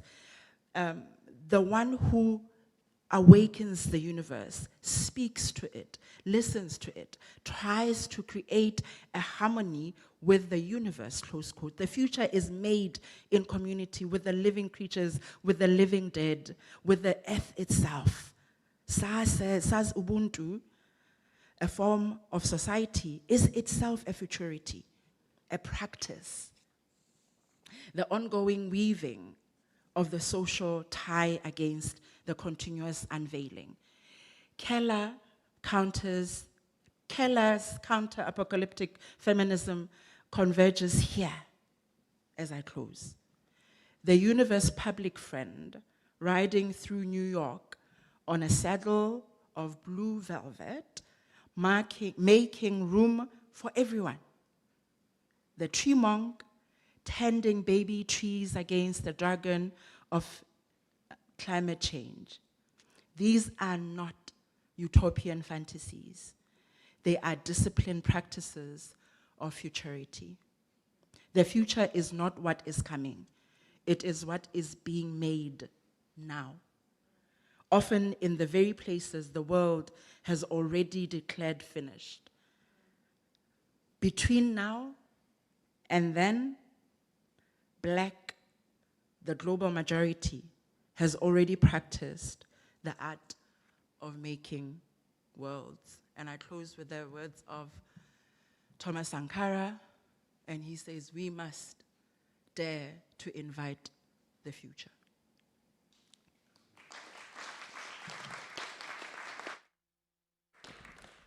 Thank you very much. And our final presenter is Felipe dos Anjos Pereira with the paper Apocalypse as Extramodern Cosmogram.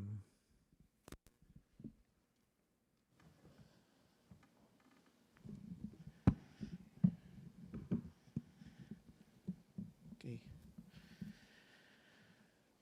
Hello, everyone. Yes, I'm very glad to be here with my friends. Thank you.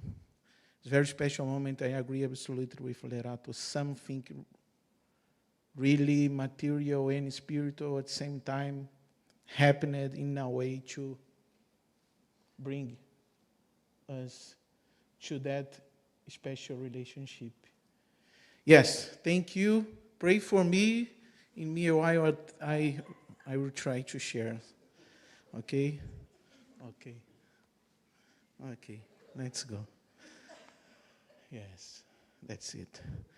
So, in the Apocalypse, after all, climate, politics, and faith in the possible, chapter 4, from No Matter What, Dr. Keller offers an assessment of the current state of treatment for the apocalyptic signs.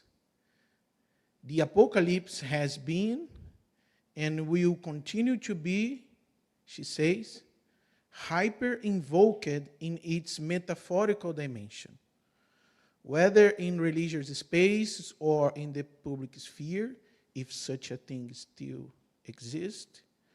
The vast apocalyptic repertoire continues being mobilized as a collective resource for the symbolic elaboration of the current planetary context of polycrisis.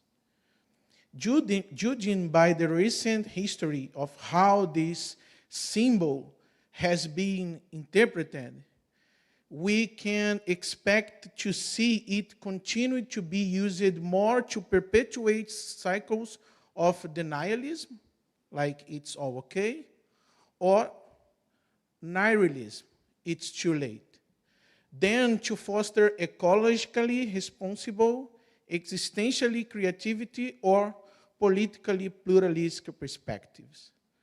The current ways of using, abusing, misusing these eschatological signs seem more to reinforce geopolitical paranoia and confused feelings that doomsday is near than to offer anything truly revealing about our condition of planetary anguish and climate anxiety.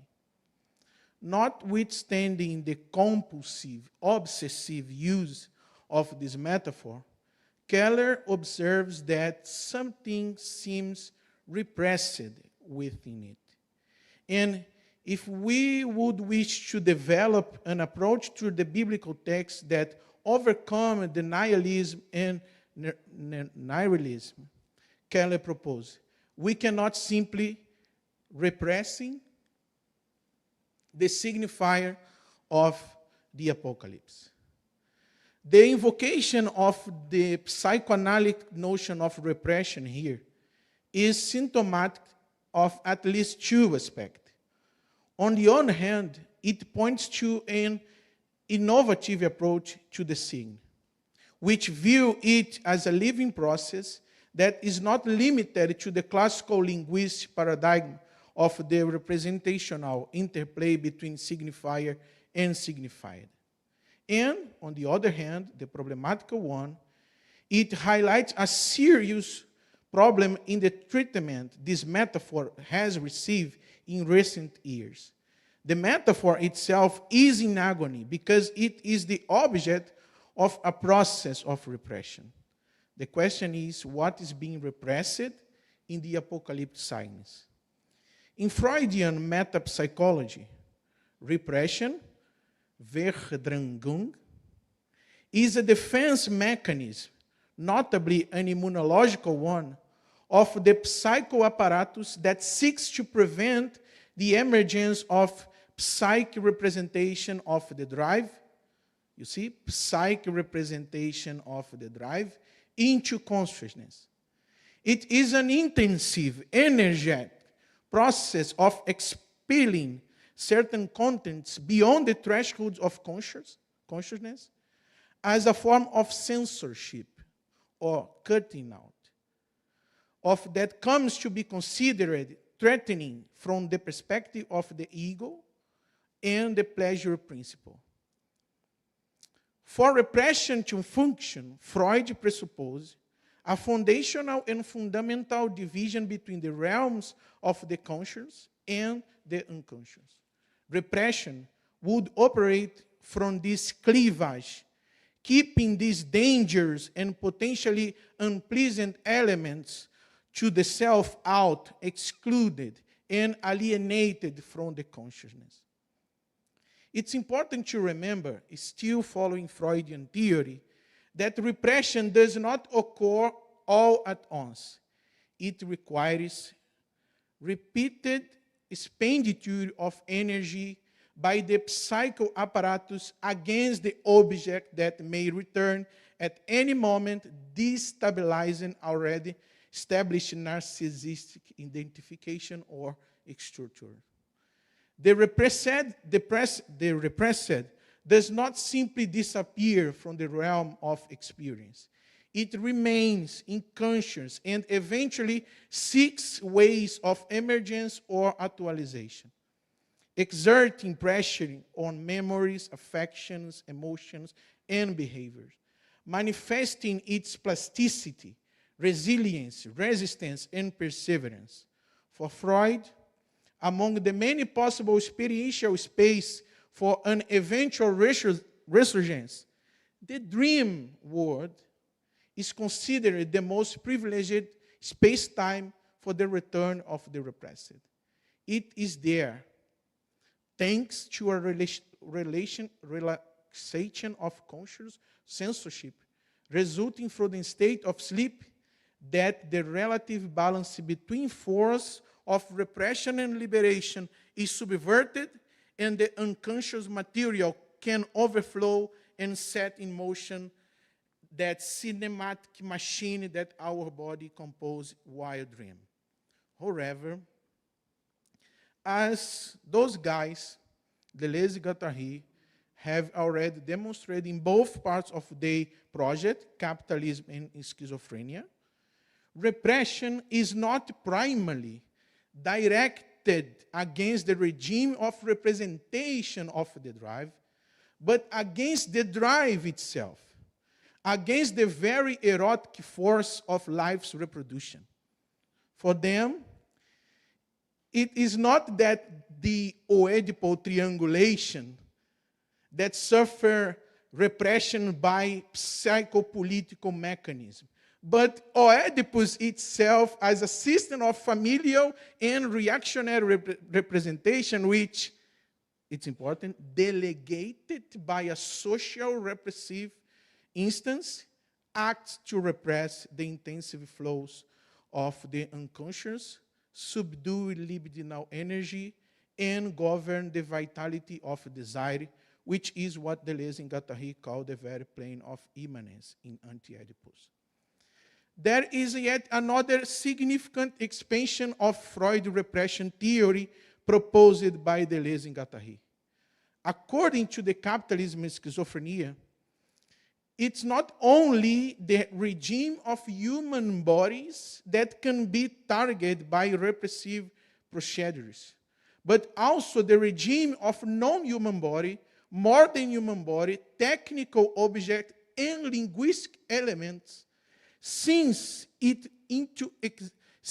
impossible for this assemblage of bodies and enunciation to come into existence without a plan of consistence, of nature, producing each of these beings in relation. In every body and process, the mechanic unconscious, like Guattari liked to say, I know Dr. Keller doesn't like that idea of mechanic. I doesn't like to. But there is a way to redeem that mechanic unconscious. Every body and process, in every body and process, the mechanic unconscious is that desired dimension that links each mode of existence to the plane of immanence and to the virtual ecology that gives birth to novelties. The human unconscious, the human unconscious is merely a case, an example of a cosmic processuality that animates all forms of life. Plants, rivers, stones, children, ants, trees, foxes, and also tears, screams, pains, words, books, jokes, poems, and metaphors. By constituting themselves within this relationship with a planetary inconscience, each of these beings and semiotical regimes is always at risk of being persecuted by some system of repression. Returning to the symptom raised by Keller in No Matter What, we note that, according to her, the apocalyptic metaphor is being repressed. From this schizoprocess perspective, we could argue that it's precisely the proliferation ad nauseam of literalist, reactionary, denialist, nihilist, humanist, and anthropocentric representation of the apocalypse that is repressing its eroticism, vitality, and ecological vibrancy. In this scenario, it is not only enough to dispute meanings on the hermeneutic level or refine imagination on the mythological level, since it is precisely this process that is causing the metaphor to sicken from the so much misuse and abuse. Keller challenged theologians, especially theologians, to do something bolder. Biblical scholarship offers the corrective of recontextualization, the test in the ancient historical sense. But, theologically speaking, the symbol of apocalypse demands more. It requires reflection, critical and perhaps constructive, on the ancient symbolism and its contemporary relevance. Theology requires a practice of attending to the life of archaic symbols in our ever-shifting present context. Life of the archaic symbols. With this notion, I agree, Keller draws our attention to the trans-metaphorical possibility of doing theology to liberate the cosmic unconscious from the psygnes. That is, in Keller's own words, to liberate the energy of material incarnation, resurrection, new creation. The erotic tug of the New Jerusalem. The eros of our vastly shared materialization. The eros of possibilities that might yet be realizable. The songs without the words, which are inscribed in the monodological memories of metaphors. In this materialist, ecological, and processual approach to the apocalyptic signs, we could be entangling we could, by untangling time, space, and matter meaning through the body of the metaphor itself, access much more than a field of representation or meaning, but a field of planetary and, quoting Dr. Keller, hyper/natural force, an stratum largely ignored in theological studies. Dr. Keller names that instance the metaphors of the apocalypse. Just a joke. The project, Hail Keller. Brazilians love jokes. I could avoid Dr. Keller. It's a trend. How can we access the metaphors of events so distant in space-time? As if drawing on the resonance of Freudian metapsychology, which, as we have seen, regards dreams as a privileged space for overcoming the politics of desire's repression, Keller presents one of his approach to the cosmological inconscience of the apocalypse, the dream reading the apocalypse. Unlike Freud, however, the aim here is not to convert every flow, body, object, or movement that emerge within dream reading into a human-centered and utilitarian representation, which Freud did, especially in the case of the Wolfman dreams. Google it. It's amazing. There are many wolves, but everything is about the father, the mother, and the Oedipical triangulation. No problem. In the exercise of dream reading apocalypse, monsters, angels, demons, lion, oxen, calves, eagles, dragons, hybrid, metamorphic, and fantastical creatures, cataclysmic events, rains of stone and fire mixed with blood, the destruction of sea creatures, of a third part of the earth, of trees and vegetation, the sun burning, living being with intense heat, angels unleashing plagues that affect stars, waters, plants, plagues that bring in darkness and malignant sores, earthquakes, tsunamis, the disappearance of islands and mountains. They will transcend the wall of the theological repression and emerge. The challenge is to recognize that metaphors in their ontological otherness and agency, to listen to them without resorting to reducing them to the Oedipical image of the cis heteropatriarchal marriage of the groom and bride, or as allegories of geopolitical conflict, as psychic archetypes, representation of internal traumas, or as correlates of culture, social values, and things like that.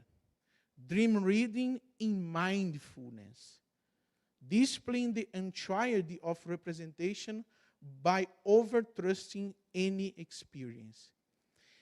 It is a matter of experience dream reading as a way to access the cosmic, ecological, and inhuman unconscious aspects so repressed within our representationalist theological framework. In dreams, we facing the apocalypse, but we feel their beings. The cosmology of the other, the ecology of the other, the ontology of the other, the eschatology of the other, without separating nature and culture, matter and meaning.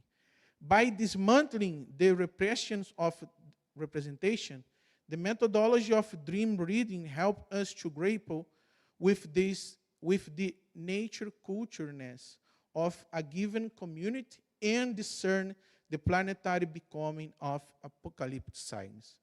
Furthermore, since it is a space where the repressive forms of space-time cannot operate, that is, since it is a space populated by spectral, anarchic, and anachronistic force, The dream also aids us in time-space travel, so necessary for engaging with the life of archaic symbols and the geopolitical force of the ancient metaphor. Then and now. Or to conclude in Keller words, I'm hoping that an occasional exercise in dream reading the Apocalypse can help you to surface potentials working unconsciously and collectively, not as a timeless archetype, not as a fundamentalist stereotype, but as ancient prototypes.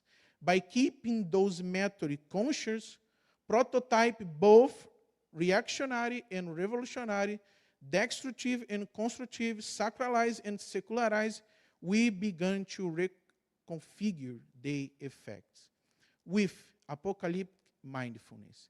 And perhaps this attentiveness will help us process our own ecological grief for what it's too late to save, and that it be free us from the cycles of nihilism and denialism, so that we might save what can yet be saved. Thank you, Dr. Keller. Thank you, everyone. That's it.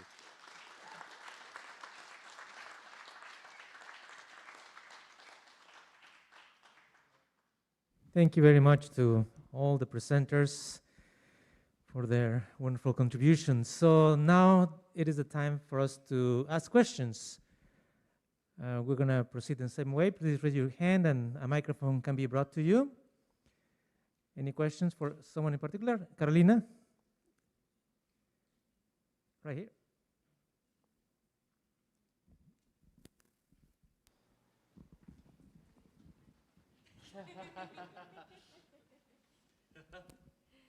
Hello? Okay.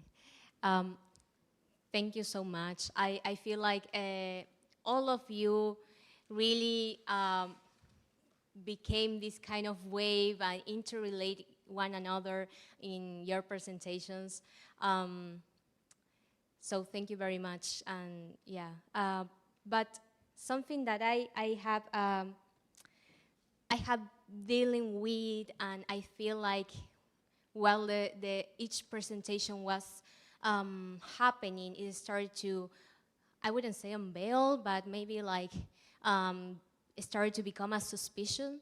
I'm wondering if we are in the need, of course, of more interdisciplinary discussions, of course, but I cannot help to think that we need to, as a little bit Felipe kind of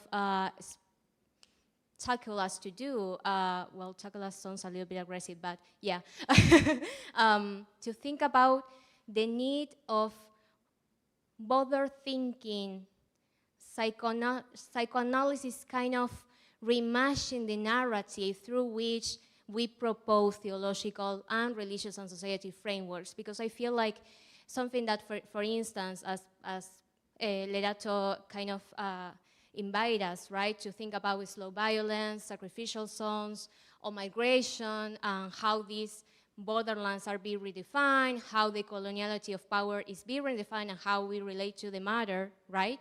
All these borders that actually they were always intertwined, right? Like the illusion of capitalism, and especially neoliberalism nowadays, is to make us think that, right, like this is a new invention, but it was always there, and it's in the rooted seed of capitalism that we create these walls.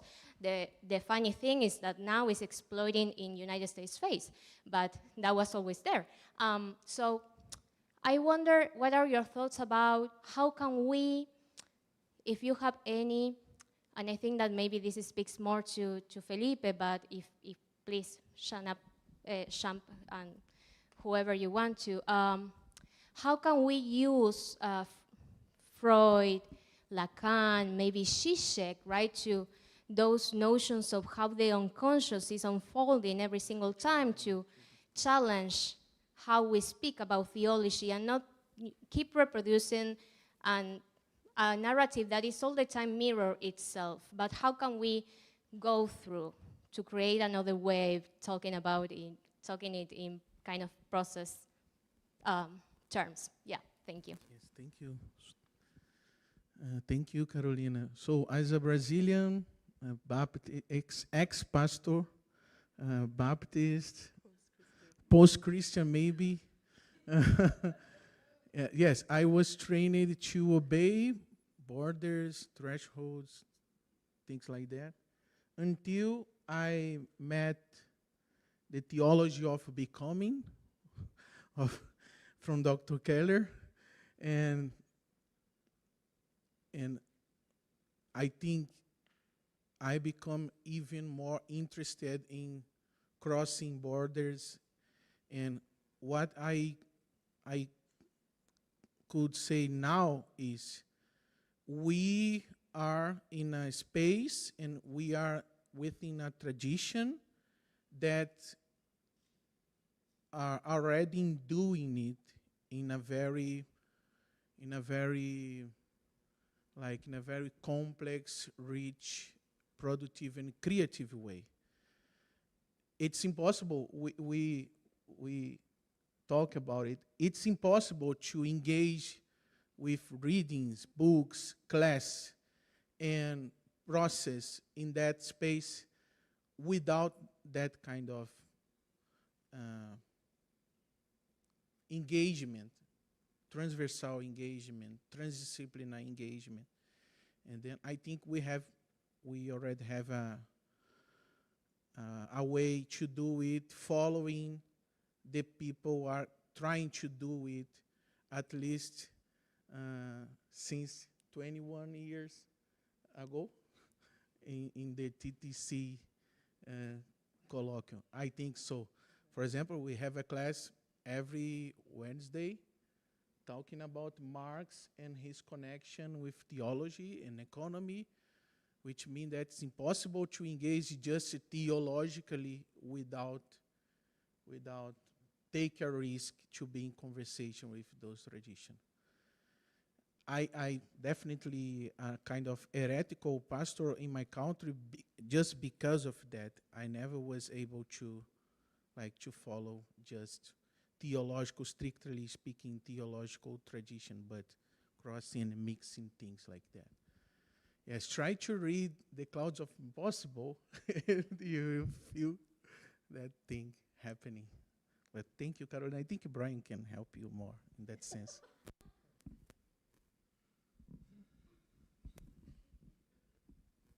Now I'm trying to remember what the question was. Yeah, I was thinking a lot about that.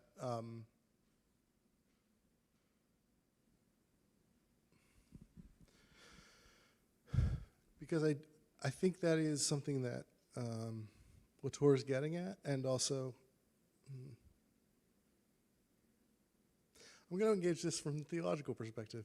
One of the things that I really liked about that book that I mentioned, After Method, is what she does is, what they do is they read Barth alongside Maria Sansi Diaz. I cannot remember.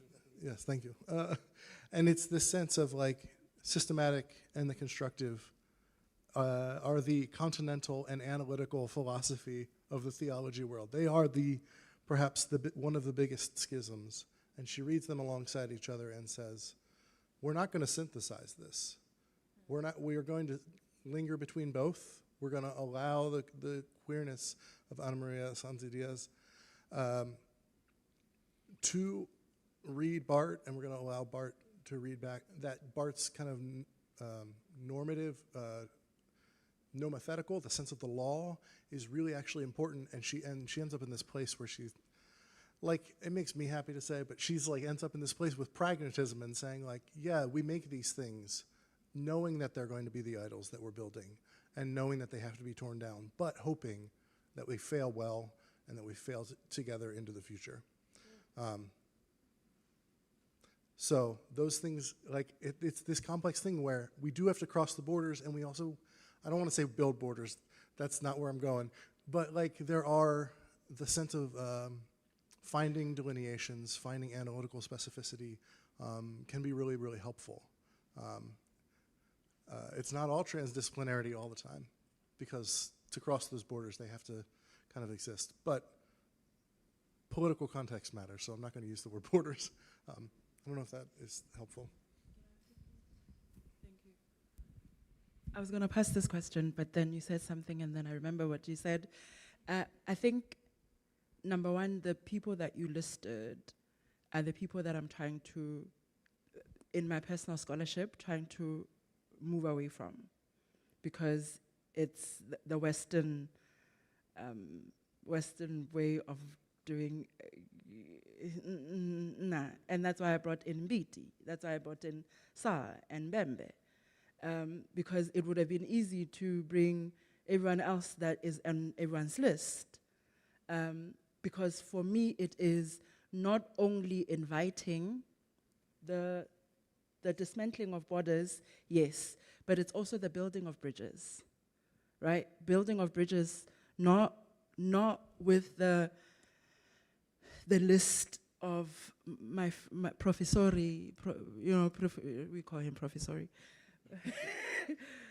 professori, that would list. But for me, it's even other scholars, other areas that Drew does not necessarily have, or the library does not necessarily have. It's amazing how many books I have bought personally in the last two months, because you can't find them here. And it's all African philosophers that I can't find, but I have to read them, because if I confined myself to what everybody else is reading, then I'm not doing what is needed to dismantle that whole the Western philosophers, the Western academics, Western scholars that we all rely on and are expected to know. If you do not know Derrida, if you do not know Barthes, if you do not know Kant, I was at APA and I felt like I did not know anything. Because of all these people that were, being discussed. But I don't want to be there. I want to enter a room and talk about the scholars that I've been reading, and someone will ask me, so who is that? So for me, the dismantling is not only the dismantling, but also the building of bridges, so that we are truly inclusive. And yeah, does that make sense? No?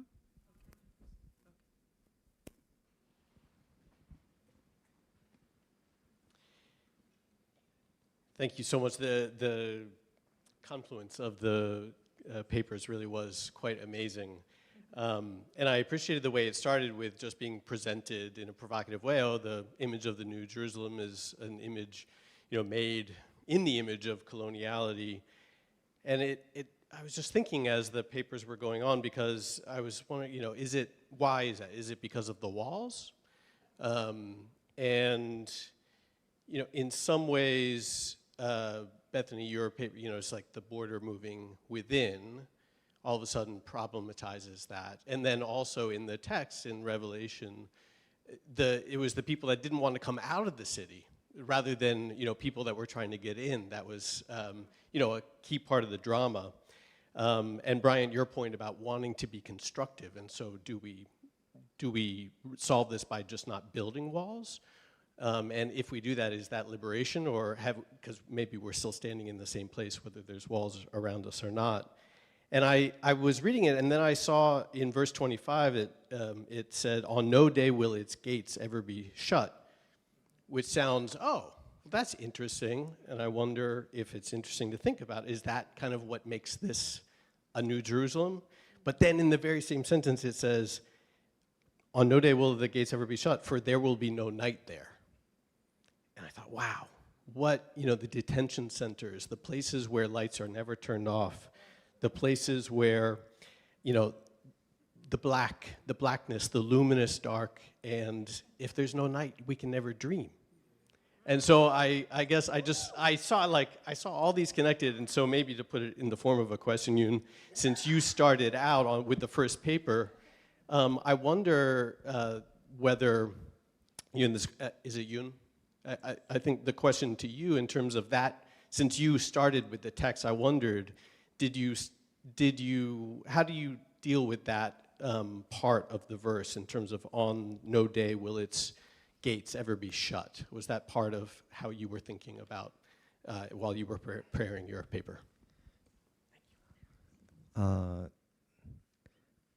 It's not about whether the gate is open or shut. It's the presence of gate itself can be a problematic because, you know, like they always say, America is open wide to the outside world, but when you arrive in the airport, you have to worry about whether you're going to be entered or not.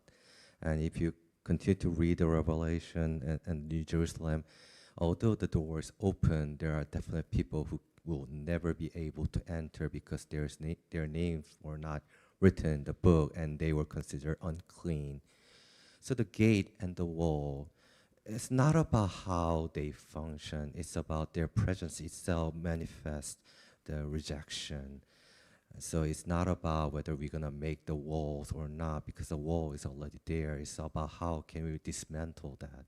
I think I hope that can be an answer for your question.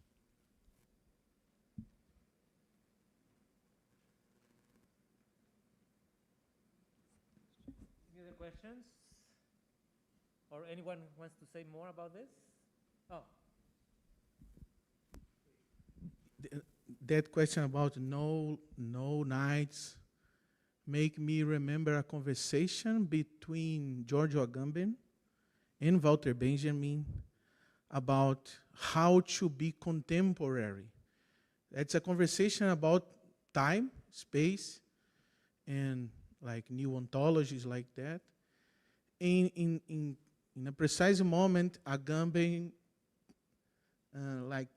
he evoke the image, the idea that if you facing some light spot during a certain period of time, you can be blind. And the enlightenment is to him a process within we are becoming blind, and because of that, we need to reinvent our way to represent, to think, to create image, to transform language and linguistic regimes. What I'm trying to think along you is, okay, there is no night, but could be or could have an excess of light make me blind in a way that my representations, my image of that word would be transformed by that experience. And I use that image to explain the excess of white in Brazil, as the racism as a way to make people the excess of white. And yes, in some social regimes of repression, it's precisely because we just have lights, that we cannot dream readings, words, cosmic experience, desiring experience, and things like that. I'm just trying to explain something to you that in Portuguese, it's happening a lot in my second mind. But your image make me remember that, yeah, sometimes we need to be blind to dream another way. Or to be, yes, that's it. Thank you.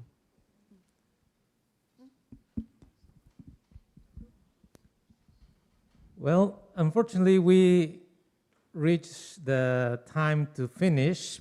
So please help me to thank everyone here in the panel for the wonderful presentation.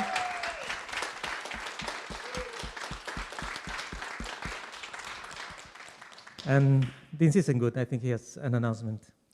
Thank you. Yeah. Again, thank you to the panel and to our facilitators from the faculty for today. I'm going to have a lot more thank yous later, but I'm occasionally approached by cynics who ask me, is nothing sacred at Drew? Yes, cocktail hour at TTC, which is provided for us over in Mead Hall, starts at 6 o'clock. You've got time to leisurely stroll over there, and we have food and drinks for those who are here. Please come be our guest, talk to one another, enjoy one another. We will be, for the events of TTC, back here at 7:30 for our welcome and official open and our keynote with Dr. Keller. So thank you, and let's go get a drink. What do you say?